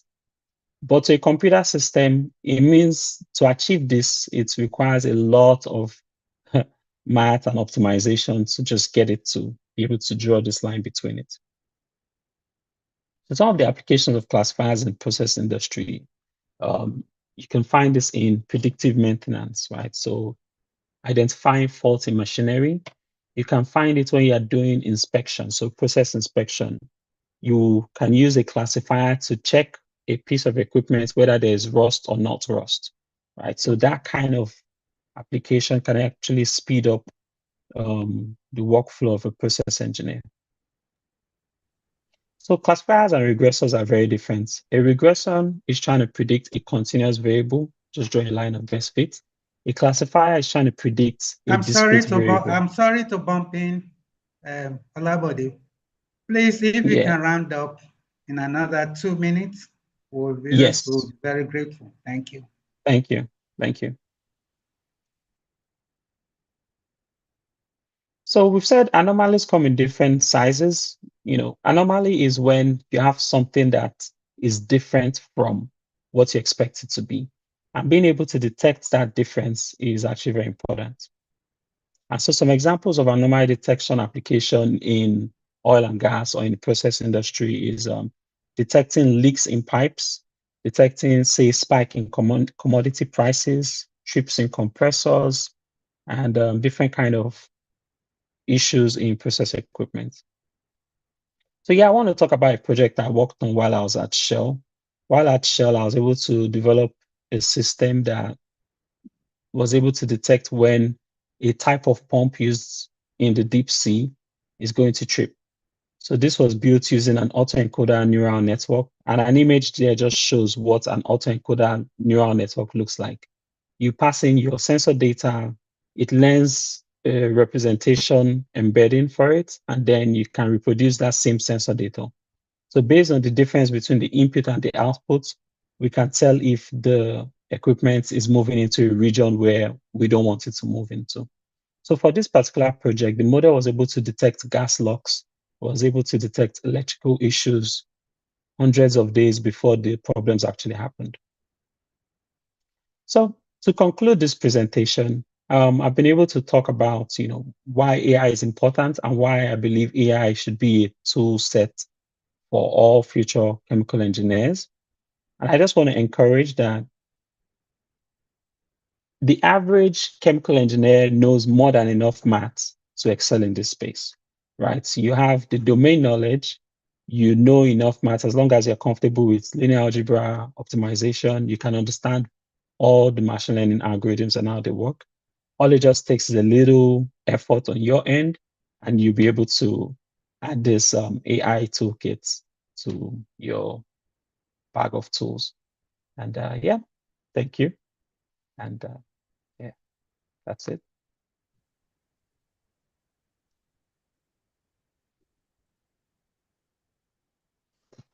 Thank you very So I'm done. much. Yes, please, if we can stop sharing so that we'll... Thank you. It's my pleasure to now yield the floor to Professor Joel Paulson. Hello, hello everyone. Thanks so much for the invite. So I'm going to approach this differently. I didn't prepare slides, but I just wanted to ask Victor some questions and get his perspective on some various kind of emerging challenges in the AI chemie space. So first off, Victor, yeah, awesome talk, really, really cool work, obviously. My first question would be, do you see any sort of untapped data sources that we could start to do a better job mining in the space or field of chemical engineering? And if not, what are sort of the issues that have prevented creating some of these big data sources that we might be able to take advantage of? Yeah, thank you, Joel. That's a great question. Yeah, I think that we have a lot of data around that we're not using for a variety of reasons.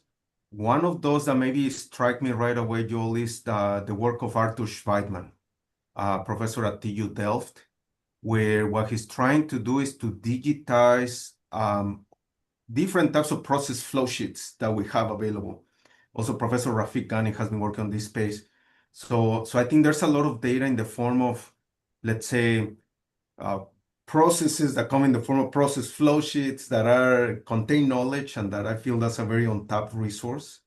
I also feel that a lot of our knowledge in chemical engineering, I think about it as data, and might show up in the form of equations or even narratives, right? Like narratives of people, like an operator. Like an operator of a chemical plant has a huge amount of knowledge in his head or her head of all the things that they have seen in the process. And I think we are still not tapping into that knowledge, right? So maybe those are two examples that strikes me. And of course, there are many other emerging sources of data in the catalysis literature.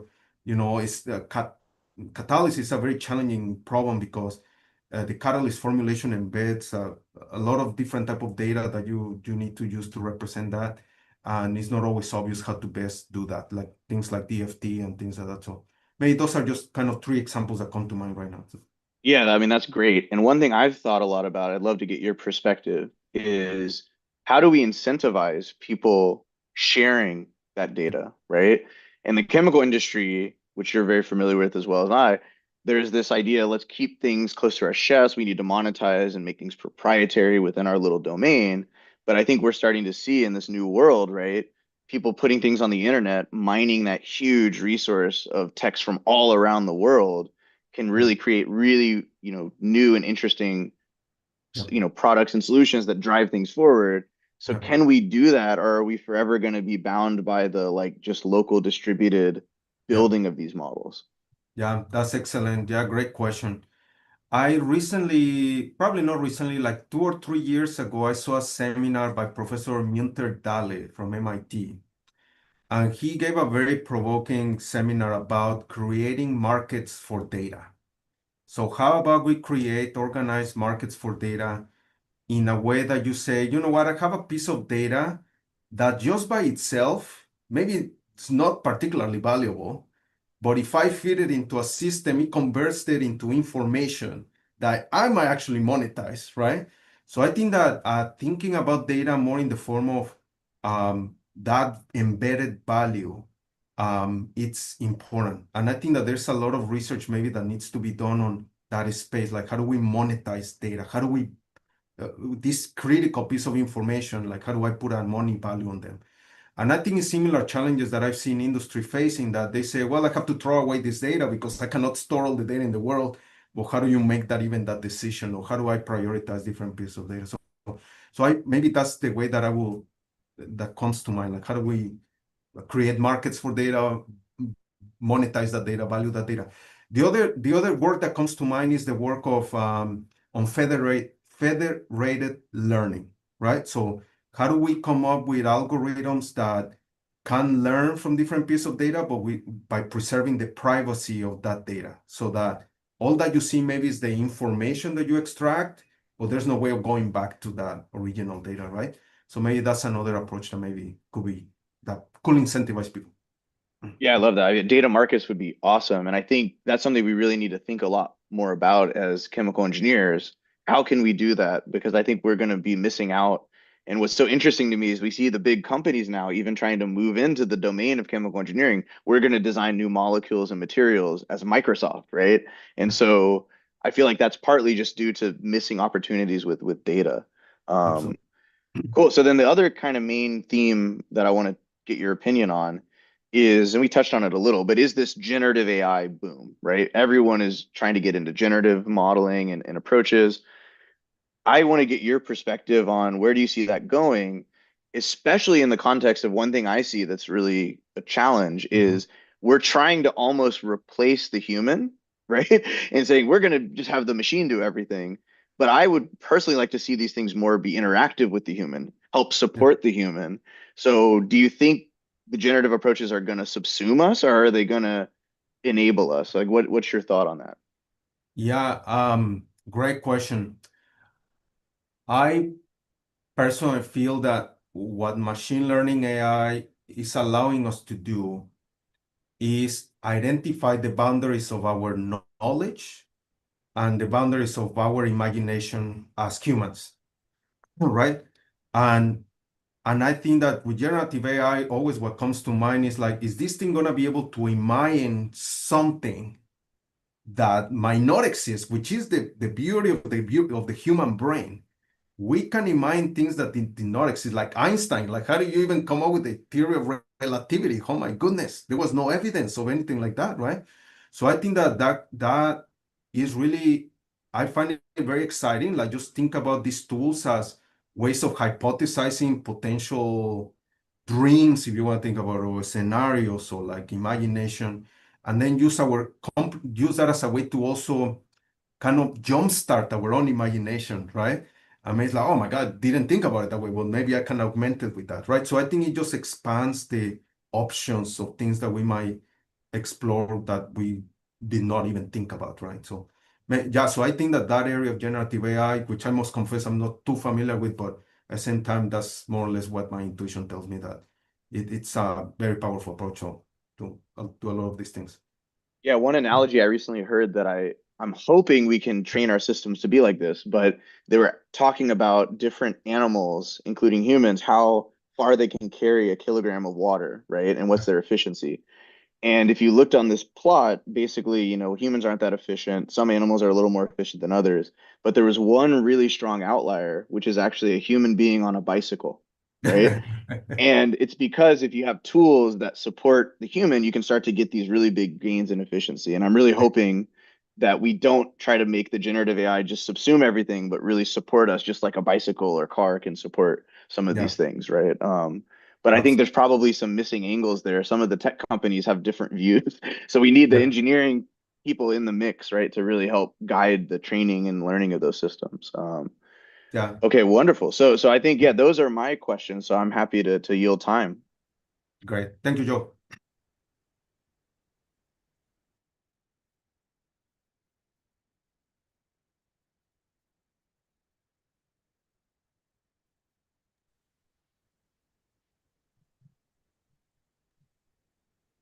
Thank you very much, Professor Paulson, for that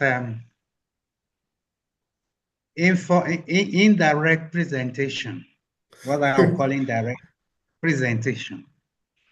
It's my pleasure to now invite Professor Ademulu Taiwo to take the floor. Ma'am, you have the floor, please. Thank you, sir. I want to appreciate our moderator, as well as all professors, leaders in the house. I want to appreciate our daddy, Professor A. Susu. I cannot forget your support for me to continue my PhD in Nigeria. I cannot forget, your advice then. Really appreciate all your effort to make sure that you produce sound chemical engineers for this country. So I will go straight to what we are looking at today. We are looking at the role of artificial intelligence and machine learning in data processing and decision-making in chemical engineering. Like we have heard from all the other speakers, chemical engineering increasingly relies on data-driven decisions. Actually, I didn't prepare a PowerPoint because I thought just 10 minutes, so we may not need a PowerPoint, but I just want us to look at the area of where we need data and how AI and ML has been used in chemical engineering. So good data are the raw materials for our AI and ML, like we have heard from Professor Victor. And without a reliable, well-labeled data, it's very, very difficult to, to have a good algorithm. The algorithm will fail if the data is not well polished. And as he has said, there is a lot of problem in depending on the traditional method. And so we need AI and ML to enable pattern recognition, predictions, and automation. So I just want to go into why we need it in chemical engineering. Number one, fast decision. We need to decide quickly and optimize the various processes going on in the plant, and also to reduce experimental cost. We want to predict and improve the system. And we have different areas in chemical engineering where this has been done, some of which Professor Victor has mentioned, but I also mentioned some. In process design and optimization, we see that we need experimental and simulation data. And what will this help us to decide? To choose best process configuration, best operating parameters. And we have models that have been done on this. We have AI-based multiple objective optimization for heat exchanger network design. This has been done to enable us maximize heat within the heat exchanger network. And then we have AI optimization for distillation column. These models help to predict reflux ratio, number of trays in our distillation column. Also in process control and optimization and automation processes. What we input is sensor data analysis for predictive control. So when we get this data, it will enable us to, to decide on the real time to adjust those control parameters so that we can automate the process. And we have models like reinforcement learning that has been developed to control reactor, for automation of our reactors, even distillation in real time. So these are already available. We have process monitoring and fault diagnosis, where we also input sensor data to identify faults, to trigger alarms, so that we can also detect faults. For example, in compressors, using this process monitoring model, we can be able to detect when there's a fault in a compressor, when there's leakage in a pipeline, activation of catalyst. When do I activate? When do I deactivate? So there are algorithms that has been written that enable us to detect these anomalies.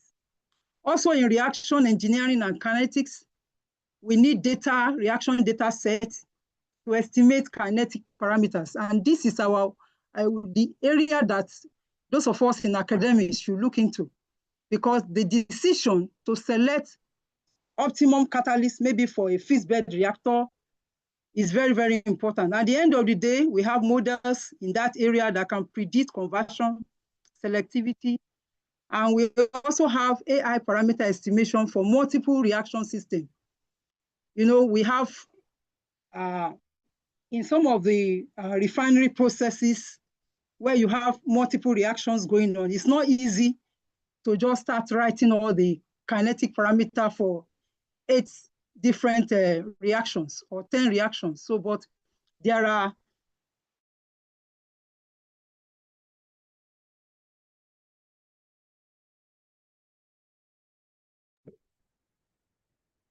Pilot, you're muted. Maybe someone wants to tell the speaker. And catalysts using data-driven prediction instead of lengthy experiments.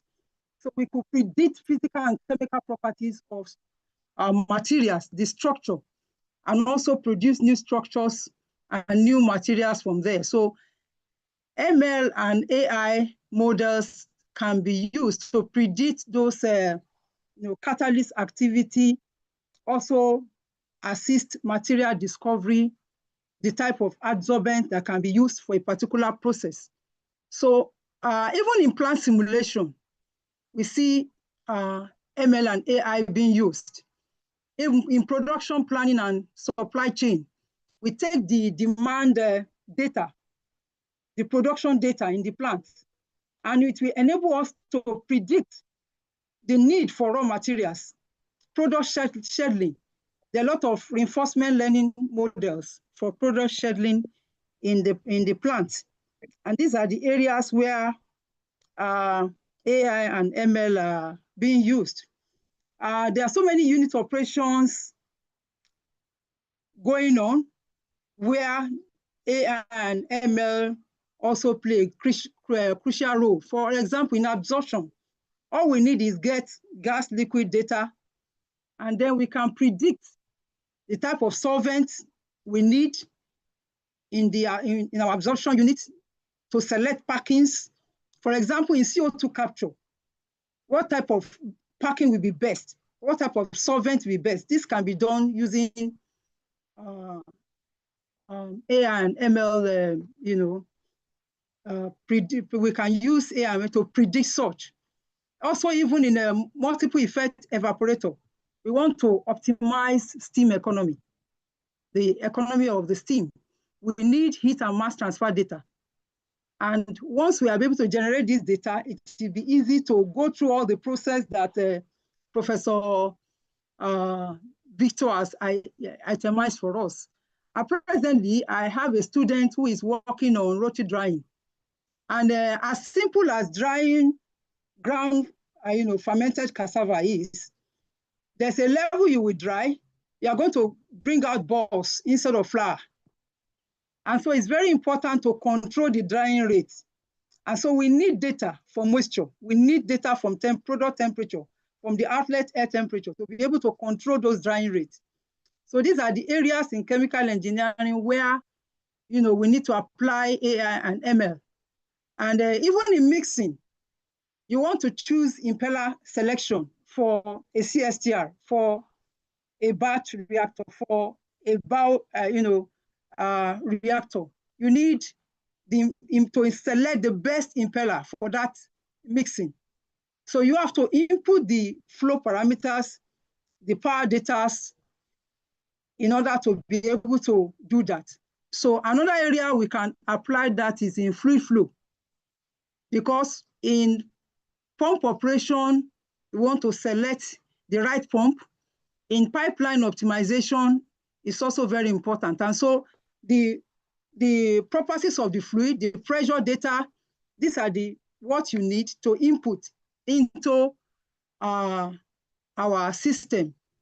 Then as important as milling in the cement factory, we are thinking of even developing data, particle size data, that will enable you to optimize the milling process in the cement factory.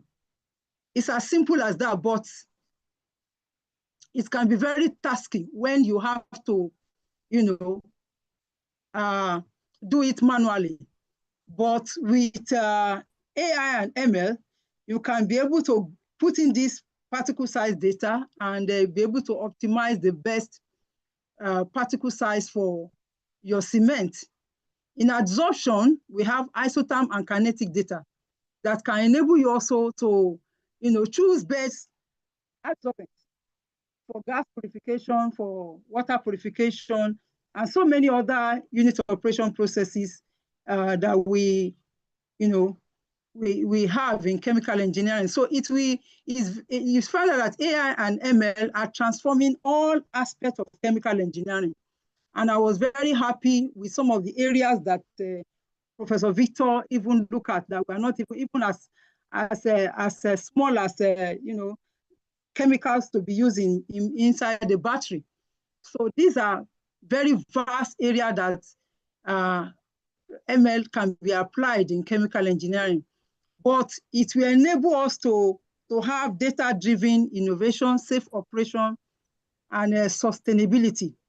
But we need to, as lecturers and those of us who are into data generation, to carefully carry out our experiment, to do it meticulously, because we need accurate data, diverse data, well-labeled data, to enable the AI model and learn complex chemical phenomena, predict outcomes, and optimize processes far beyond what we can do from the traditional methods.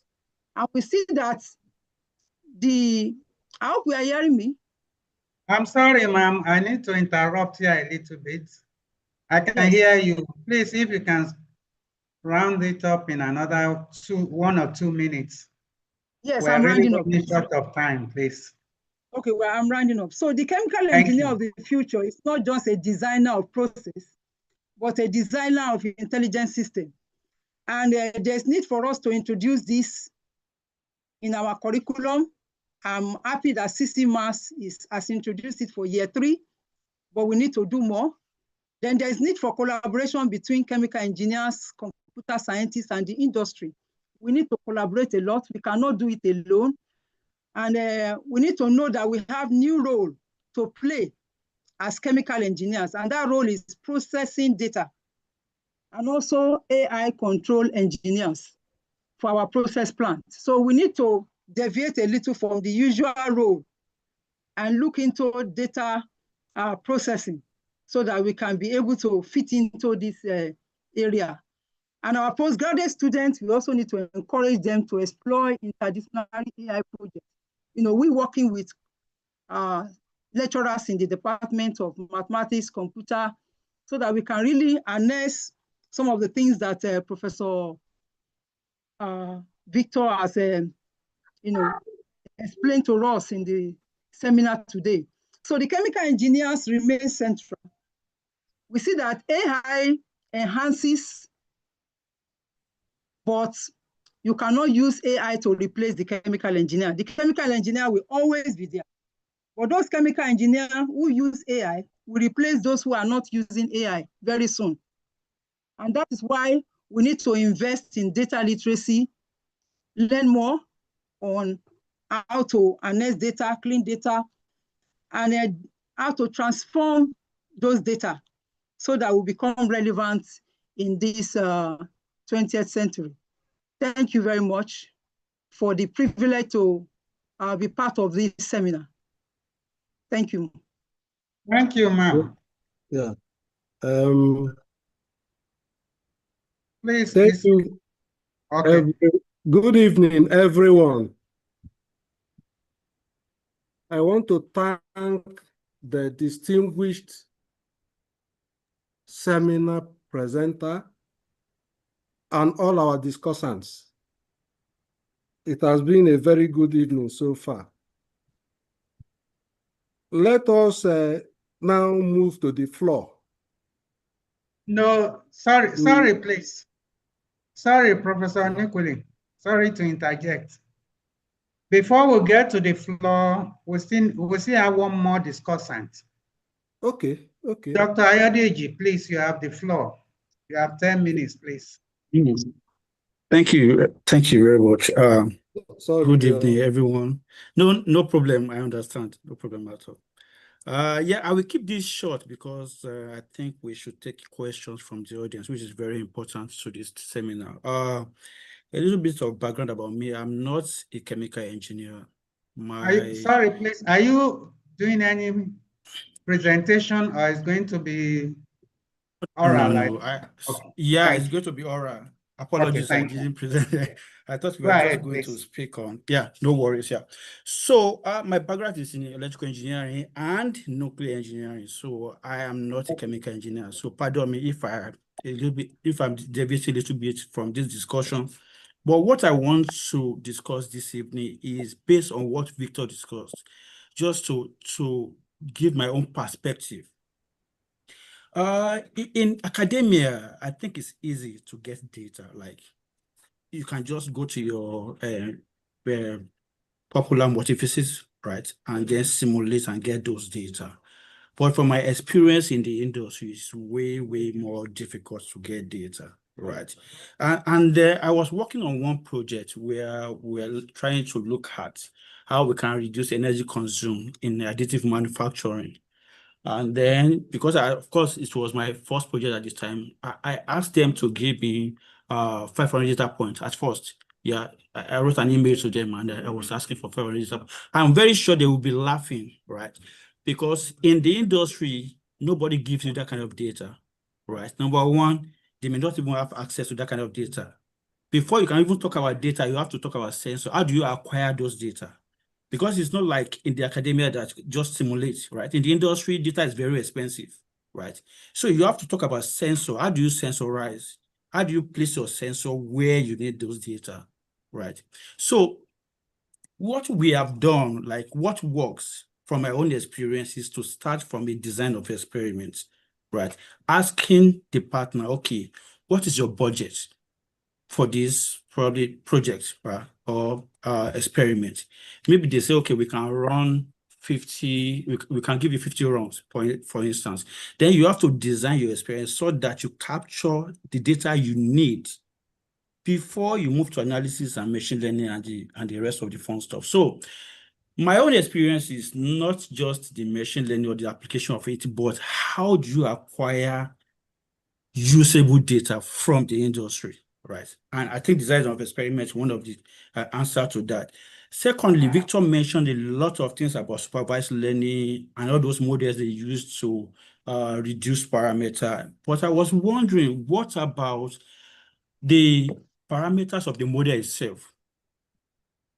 Basically, if you go online, you see that people do trial and error, right? You just, okay, if you want to use convolution neural network, for instance, how do you know the number of convolution layer?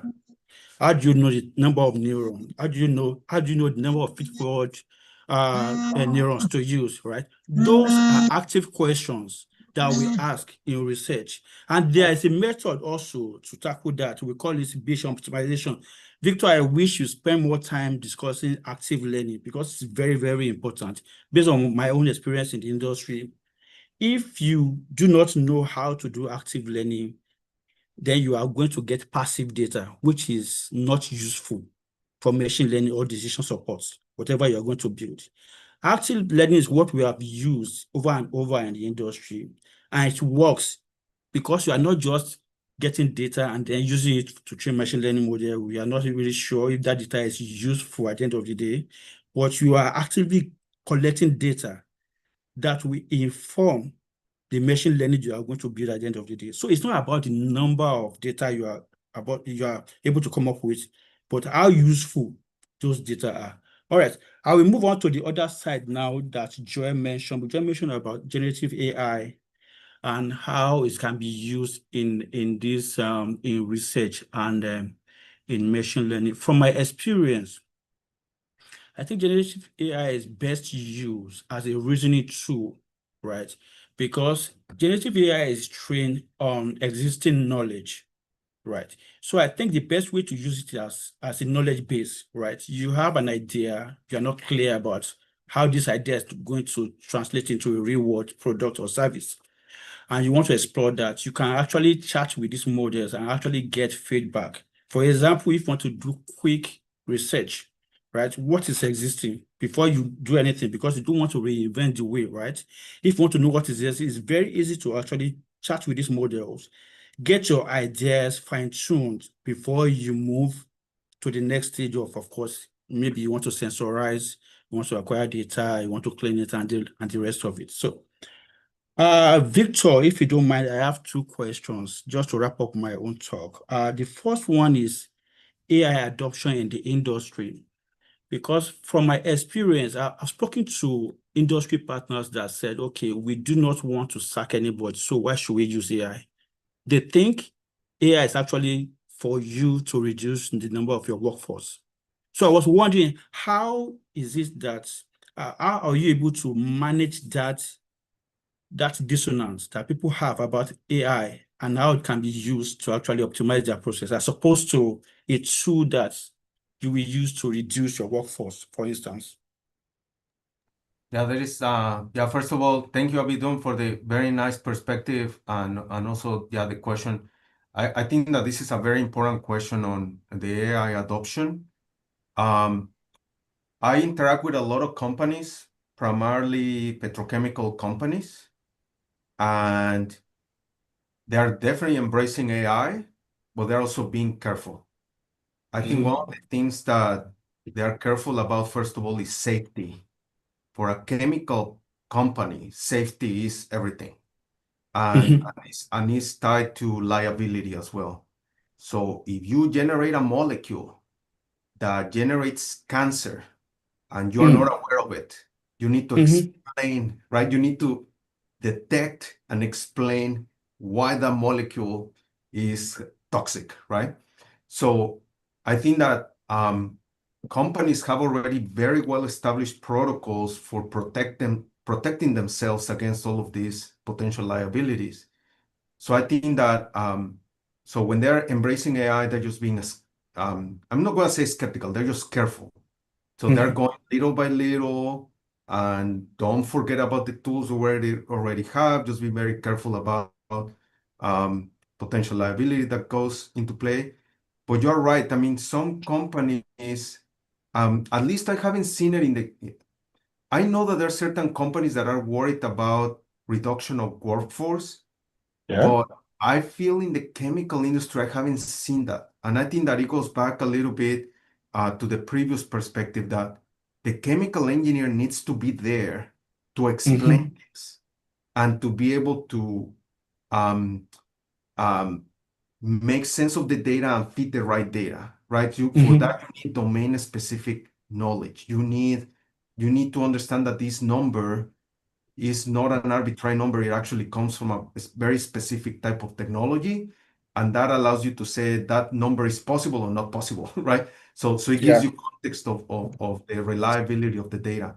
So I would say that I haven't seen that worry that much in the chemical industry, at least in my perspective. So definitely in other industries, that might be the case, but in chemical engineering, I haven't seen it.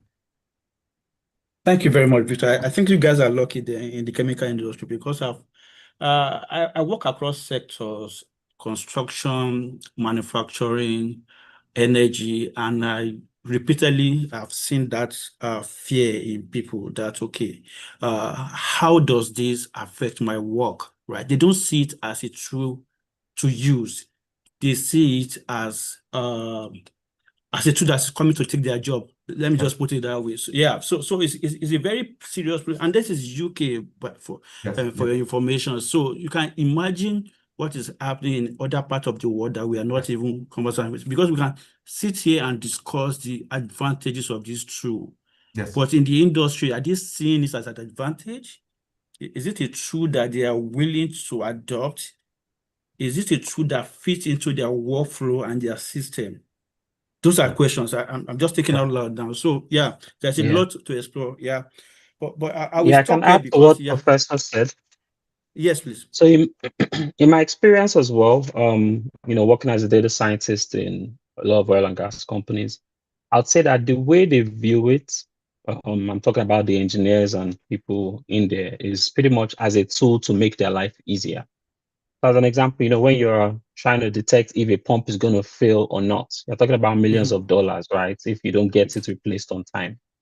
Yeah. I found out that engineers are more willing to work with those AI tools as long as they know that it is a tool that is going to ensure that they don't get into like a bad place, when all of a sudden your pump isn't working at 2 a.m. in the morning, but well, an AI tool could have warned you 2 weeks ahead.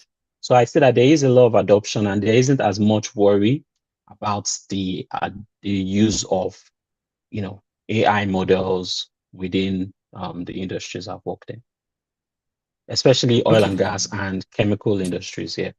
Software, I think that's a whole different story. Yeah, I understand that.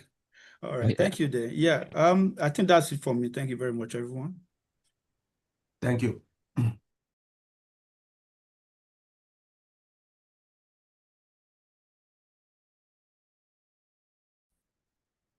Discussants from the floor.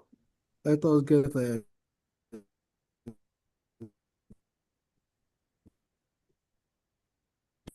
Hello? Mr. Agago has raised his hand. Please, can you unmute yourself and speak? All right, thank you very much for this wonderful presentation. I hope you can hear me. Yes, we can hear you loud and clear, please.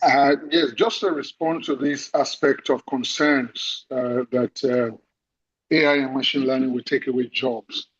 I think we must, as chemical engineers, look at it from the perspective, not only from the workers' perspective, that may be a concern about losing jobs, but also look at it from the investors' perspective, because investors are always constantly looking for ways of optimizing and improving.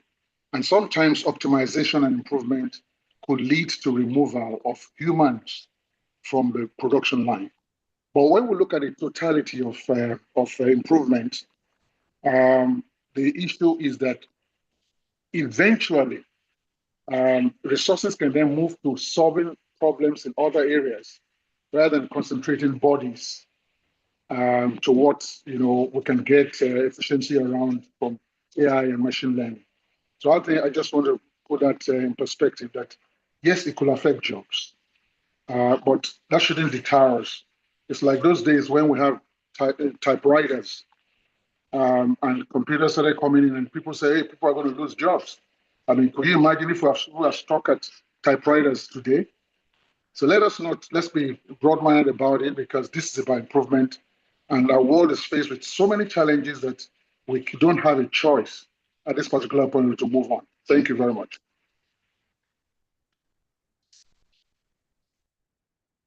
Victor Emenike. Okay, thank you very much. So thank you very much, Professor Zavala. I think I just wanted to, shine a bit more light on something you talked about when Joel was asking you a question. So you were talking about, like, when he asked you of, 3 of key places where you think there should be more investment in order to enable AI flying industry. You talked about, like, these flow sheets, using Gen AI, I think from Arthur Schweitman at the TU Delft. You also talked about, I think this was also the one important one for me. I think maybe actually it was on getting the data, actually. So it was monetizing data. And, you were saying something about, in some cases, people, they have so much data that they don't want to store everything, and then they have to jettison some part of the data. So it was almost looking to me like gas flaring, like in the oil and gas industry. Like you have so much gas that you begin to flare away gas. So in order to monetize data, do you have any thoughts or ideas on how, people like players in industry can actually make this possible? To benefit not just industry, but also academia and the broader society at large. Thank you. Yeah, that's a great observation. I think I really like the analogy you made, Victor, of waste natural gas, because I think that's a great analogy. Like, we generate natural gas, and we know natural gas is very valuable, but in some circumstances, you don't want it, right? Like it has a negative price. So that's where you need to get creative about ways of valorizing natural gas, like what products we can generate from that natural gas in a reliable manner, right? So I think that one of the things maybe we're missing in the data space is modeling frameworks that allows us to map data to those valuable outputs. I think what industry needs is some mental maps on how do we combine data or transform data or try to extract information from the data in the way that it generates the final value, which is the product, right? One analogy I give to my process design students is, in order for you to generate a chemical product, you not only need a reactor and reactants, you need a patent. Someone has to give you the patent of that technology. And guess what? In many cases, that patent is more expensive than the rest of the raw materials, right? So that means that the patent is the key piece of data, the key piece of information that you're missing. So I think that what we're probably missing is modeling frameworks that allows us to think about data as a resource that is needed in the physical world to generate products. And maybe I'm just in mining and just thinking very abstractly here, but I feel that that's where I feel is maybe the disconnect, that sometimes I feel that the data we think it in the abstract, kind of like a hidden thing, as opposed to be an active thing. And I think that now in the modern world, data and all these discussions of digital Thank you very much. physical systems are kind of raising our awareness that data is as valuable as those physical assets, right? So I think we're kind of like start not competing for all of that. So yeah, that's my perspective. Yeah. Thank you very much. Thank you very much. Let us hear from Timothy Odi. Okay, let me turn on. Hello. Hi, can you all hear me? Yes, we can. Okay, especially greetings to Professor Susu, and who taught me at the University of Lagos. So many wonderful colleagues here. Deshona was my classmate. Kuye was the set ahead of me, with Danny Ayo Wenga. Let me find your presentation excellently very interesting, Professor Zavala. You deal with a lot of data modeling and all that. And I've been over 30 years in the chemical industry. I work with Chevron Phillips Chemical Company. I still work and active. And we're constantly building processes. We design and build polymer plants and all that. Recently, we've been channeling our energy into building operator training simulator models, which is a comprehensive model of the entire plant, from the front to the back, okay, with reactors, pumps, and all that, heat exchangers, you're doing that. And data are really very, very important there. And the type of data some of us are looking at is understand data for analyzing data for catalyst discovery, especially when you're trying to make a new polymer products and all that, you're doing some catalyst screening by our catalyst chemists, and they generate reams and reams of data, which we have to digest and model. Things like GPC, jet emission chromatography on the data to relate to melt index and all that, and product property. And we struggle with that. And I've tried to do some of this in Aspen modeling tool, okay? Occasionally you succeed, occasionally you don't succeed. But the problem I have with AI and neural network is that you wind up with occasionally a black box model, which is not easy to work with, because you need to take that black box. You're looking for things like, take for instance, you're looking for kinetic parameter for reaction. You're looking at things like pre-exponential factor and activation energy and all that. And you don't have it, and you're interacting with a tool like Aspen, Polymer Plus, and all that, in which you do need those as input. Because it's a challenge to work with a black box model and all that. And that goes again to the issue of data. What kind of data do you have? Experimentally designed data is good, because it can map the entire response surface of the process you're looking for. And then you can analyze it easier. And if you're lucky, you get the data you're looking for. But more importantly, why I raise my hand to speak is that we've been talking about AI taking people's job. I don't think so. I've been in the industry for a long time and don't even feel any threat to my job. Okay, but the way I see a very good model is that a good model can be a knowledge transfer to other younger generation. Okay, it documents a particular knowledge, especially when some of us retire and move on with our lives, and you have a model that is there that has captured the knowledge that is known about the industry, and people can actually use those models, even when you're not there to help them. The another thing that the kind of model I just described, which is we call it operator training simulator model, it looks like a real plant, okay? It behaves like a real plant. You can even control and tune it like a real plant. Okay, we use it to train our operators because we're beginning to build larger chemical plants, and we don't want to go with a large footprint. You don't want to go there and make mistakes. You want the operators to train themselves on the simulator itself. Just like the flight simulator that pilots use in training, the same thing a process simulator can do for you. And you can do it in a number of processes, including refinery, okay? Build one, a good one with good engineers, then the type of knowledge you're discussing here, the kind of data you can extract from your models and other can be very useful, valuable inputs into this model to make them credible and useful to people. Let me stop here. Okay. Thank you very much, Odi. Badejo, Oluwadare Badejo. Let us hear what you have to tell us. Oh, thank you, sir. Thank you. Thank you so much, Victor, for the wonderful talk. And thanks to everyone as well for their contribution. I have a question, and it's like a challenge to me, but I would start from my own thought view. My own thought view on what Timothy said earlier was naturally we augment our experimental data with simulation. And we know that simulation data are governed by equations.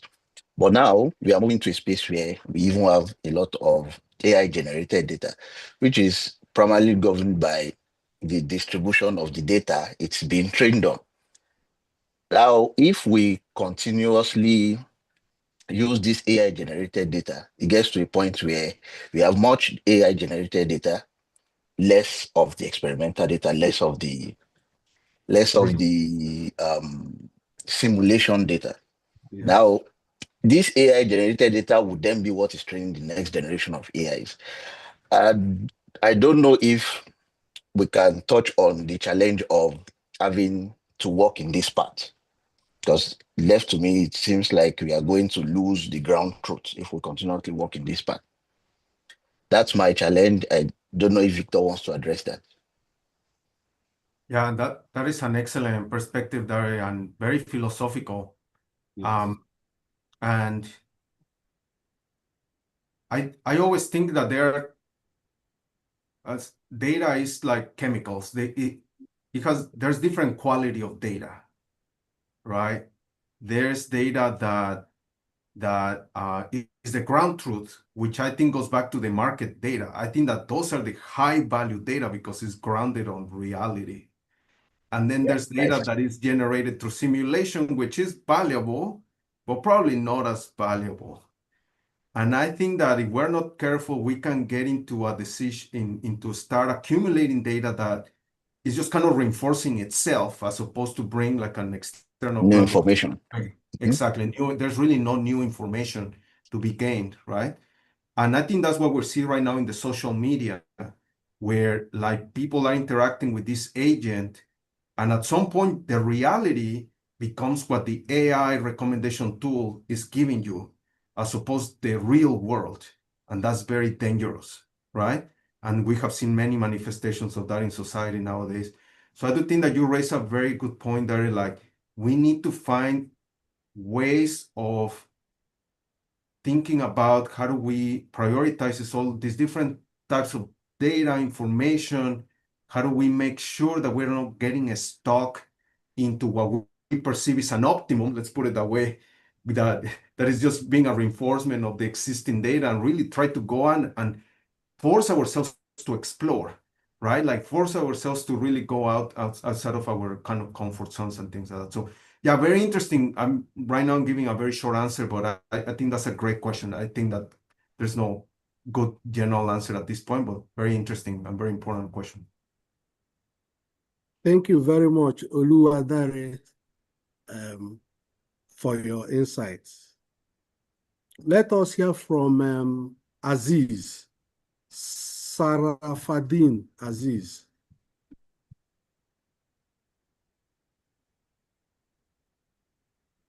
Do you hear me, Aziz? Aziz.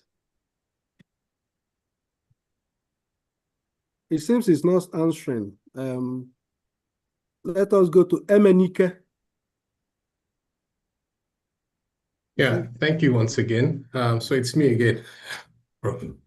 I was just thinking, would you have some thoughts or some advice on how we can, maybe for Nigeria, for instance, how we can design a curriculum, a chemical engineering curriculum that integrates AI, ML, into it for the future or the new generation of chemical engineers that will be coming out from Nigeria? So would you have some thoughts on that? Yeah, great question, Victor. I'm very close to my heart right now because I'm in the process of doing this exactly with Joel at UW-Madison. So I think that there's AI and ML is a revolution that is touching education from different angles.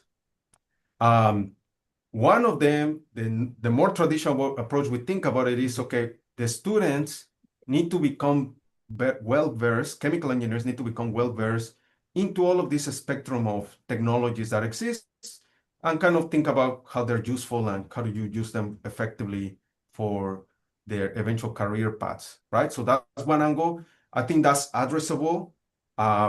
Create courses that are dedicated for chemical engineers. I will advocate for that, first of all, because it's very important to not lose the chemical engineering context when we are learning these tools. These tools should not be black boxes, right, in my opinion.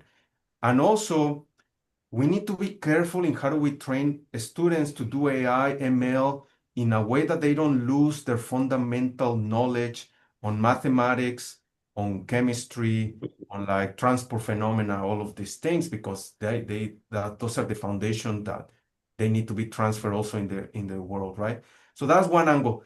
So I would say that kind of their approaches, I'm happy to share with you more resources on this, Victor, on like what type of courses could be created. But the one that I'm more worried about is how do we effectively use AI ML in all the courses of chemical engineering?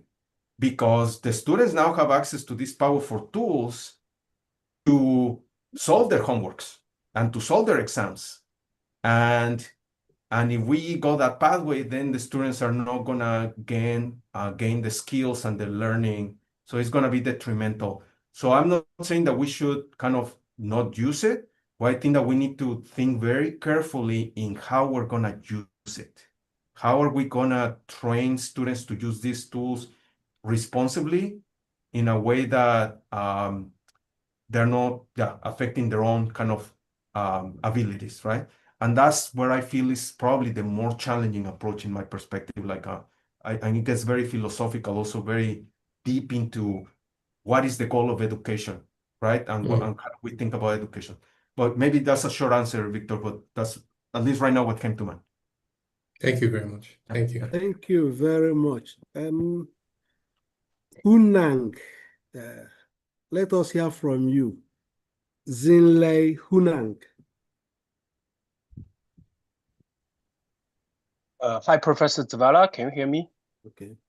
Yes. Yes, a very nice presentation. So I'm a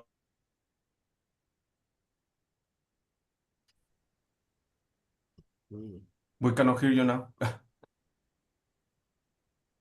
as you mentioned, the computational power, even the graphic card, that are the hidden like investments behind using these kinds of AI technologies.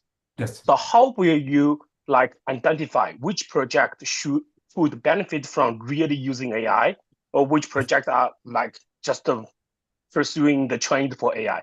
But in fact, maybe we can do it in the old way, like DOE or the traditional-based optimization, which may be much more efficient than using AI. Yes. Yeah, that's a great question, and it doesn't have a good answer.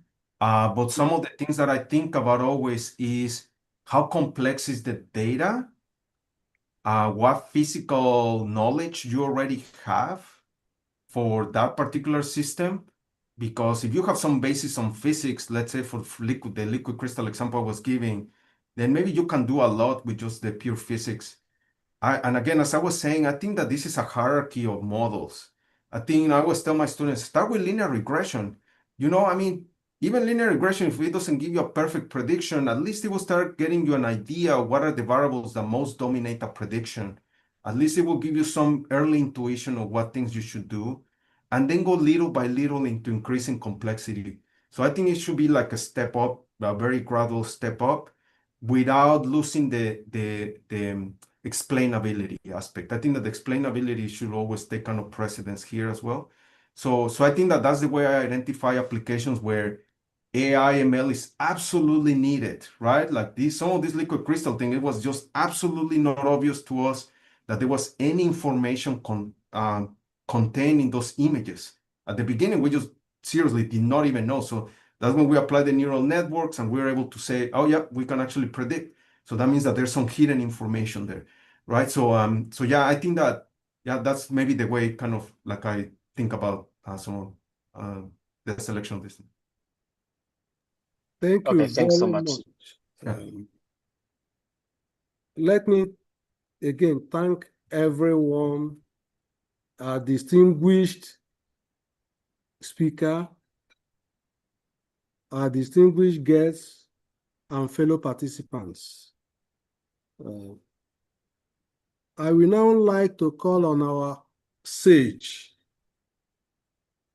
our own eminent Professor A.A. Susu, to say a few words. As you know, Professor Susu can easily be regarded as the father of chemical engineering in Nigeria. He has trained so many people. He has mentored a lot of people. And we would like to hear him say a few words to us. Professor Susu, please.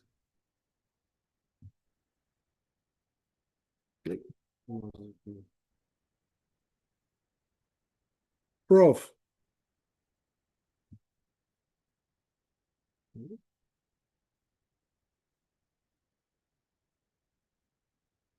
You're going to come on.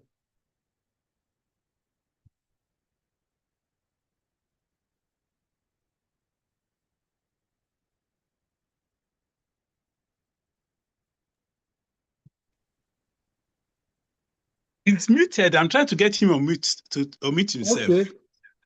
But I'll send him in for him to unmute himself. So I don't know. It's not.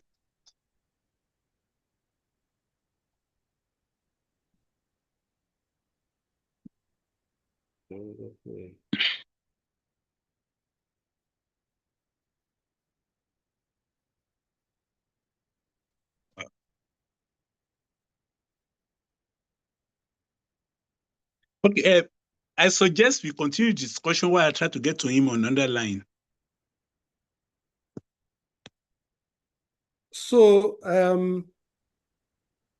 Professor Zavala, please try to use some time to talk on all these things the discussants talk about. And yeah, so excellent. Yeah, first of all, I want to thank all the discussants for their excellent perspectives. I think that they touch on many relevant topics that I think are really, really important in this age of AI ML. I think some of the ones that I really struck to me is I think what Falilat was mentioning was that chemical engineers are essential. Let me just make sure that. Hello. Hello. Who's there? Are you hearing me? Yes. Let You can our hear me now. yes, sir. Please be around. Let our our speaker. Yes. Okay, that's all right. Let us give him 2 or 3 minutes to round up. Very quick, because I want Professor Susu to speak. But yeah, I would say that if I could summarize it in 3 points, is chemical engineers are essential. They're not replaceable with AI ML. They're gonna augment you, right? I think this idea of the valorization of the data, how do we get more value from data that appears to be waste, right? How do we, like, all this data that appears to be junk and appears to have no value, once we identify pathways to valorize it, I think that's another very important one. And I think that, yeah, the ethical aspects and education of AI ML, I think, are very, very important. And also in the way that we communicate this as well to companies, so that they don't feel threatened by AI ML, that they see it more as a resource. So I think that those kind of are the salient points of kind of what I learned out of the discussions and the questions. So yeah, I appreciate the input of everyone. Thank you very much, Mr. Speaker. Let us now call on our own Professor A.A. Susu to give us a few words. Prof, sir. Yes, thank you, Professor Onukuli. I'm very grateful to everyone for making this such a success. The presentation by the speaker, Victor, is excellent and addresses a major topic that is of concern to everyone now that AI is prevalent.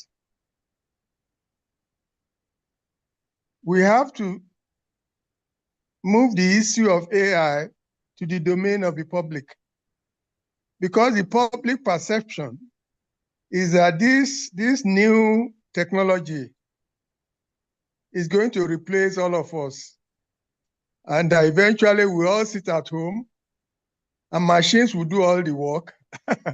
And then when they start thinking for themselves, then we are in trouble. So that's a big thing that the people in AI should worry about. Then, Prof, sir, we are not seeing you.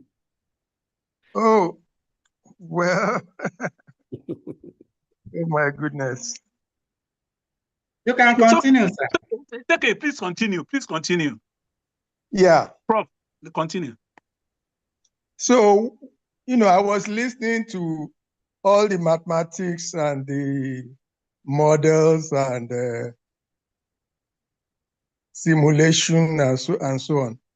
And all I can remember is that 50 years ago, we did something for Shell we were trying to figure out something in parts per million. And I looked at some of the things you've done, and it's in parts per trillion. That's amazing. And it's something that then brings to bear the usefulness of the technology that is evolving. I want to commend the Board of Trustees for keeping this alive. I really appreciate what they are doing to put research topics in the domain of academic usefulness. Because we are so far, nobody is far from anything now because of the computer. But we still need fora like this to bring in people that are experts in the field and to have meaningful discussions so that people can benefit and not feel left out. Because the problem with us here in the developing world is that our governments are not serious about research. They think they have other things to do. They want to build roads. So when they build a short distance of road, they want us to clap for them. But they forget that the research thing fosters wealth and provides much more. Look at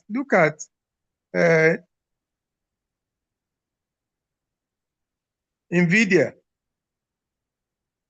trillion dollar company. One company alone is $1 trillion. So research is most important. So let me just say that I benefited a lot from this lecture, and everybody else that listened to this lecture and the discussants and the discussions that come out of it. Know that this lecture is available for serious researchers,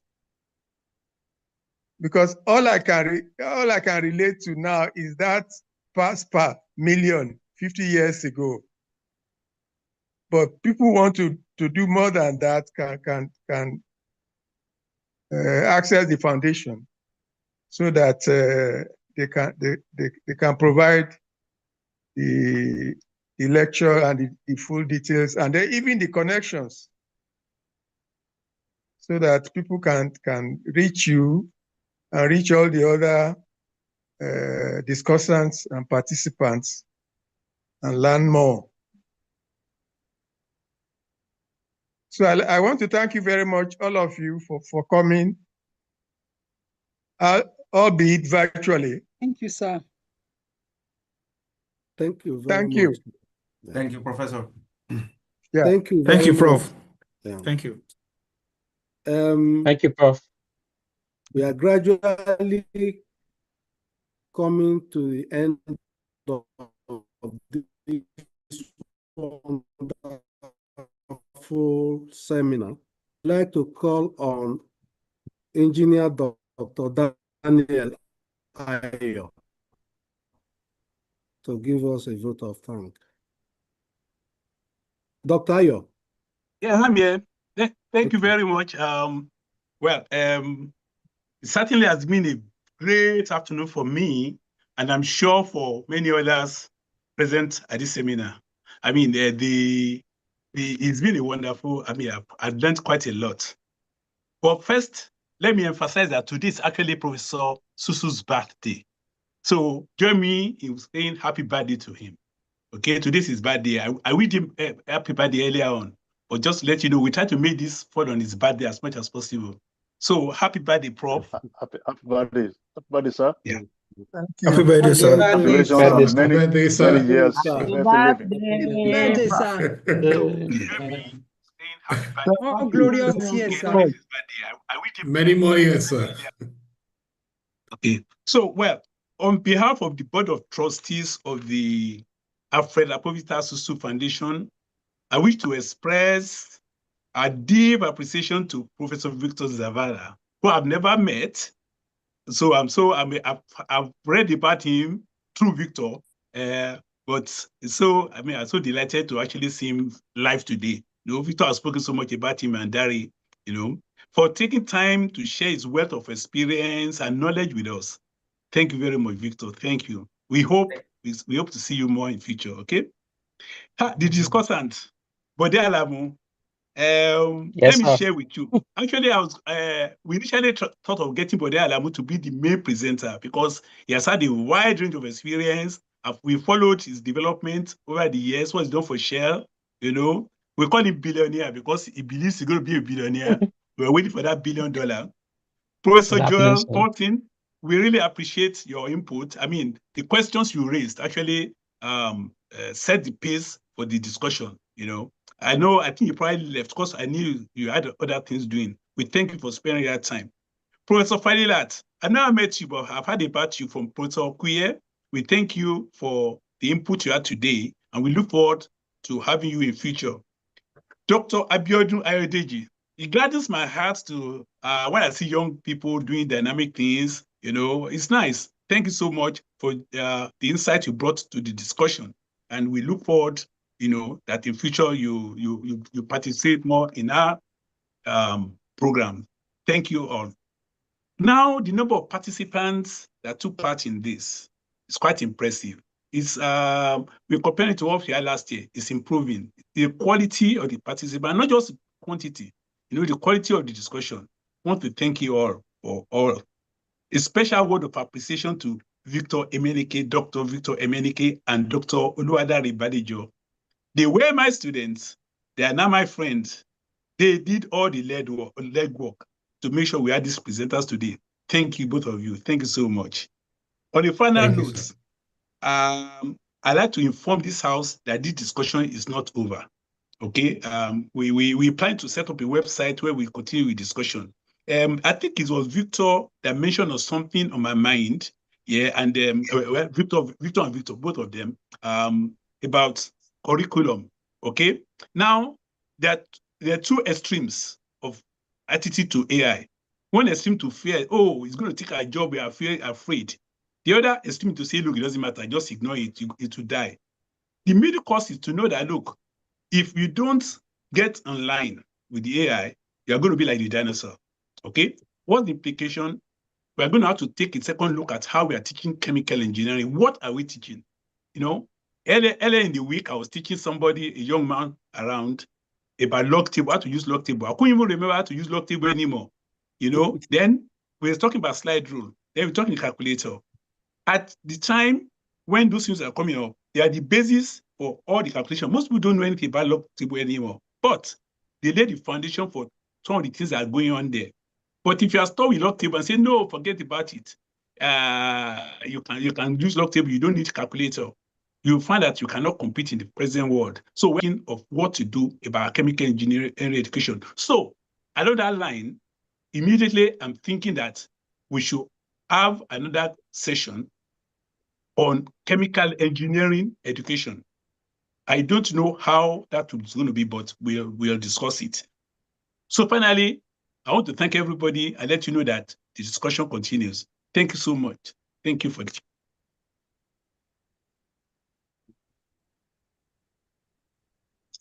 Thank you very much, Dr. Ayo. Professor Kuya, do you have anything to say? Okay.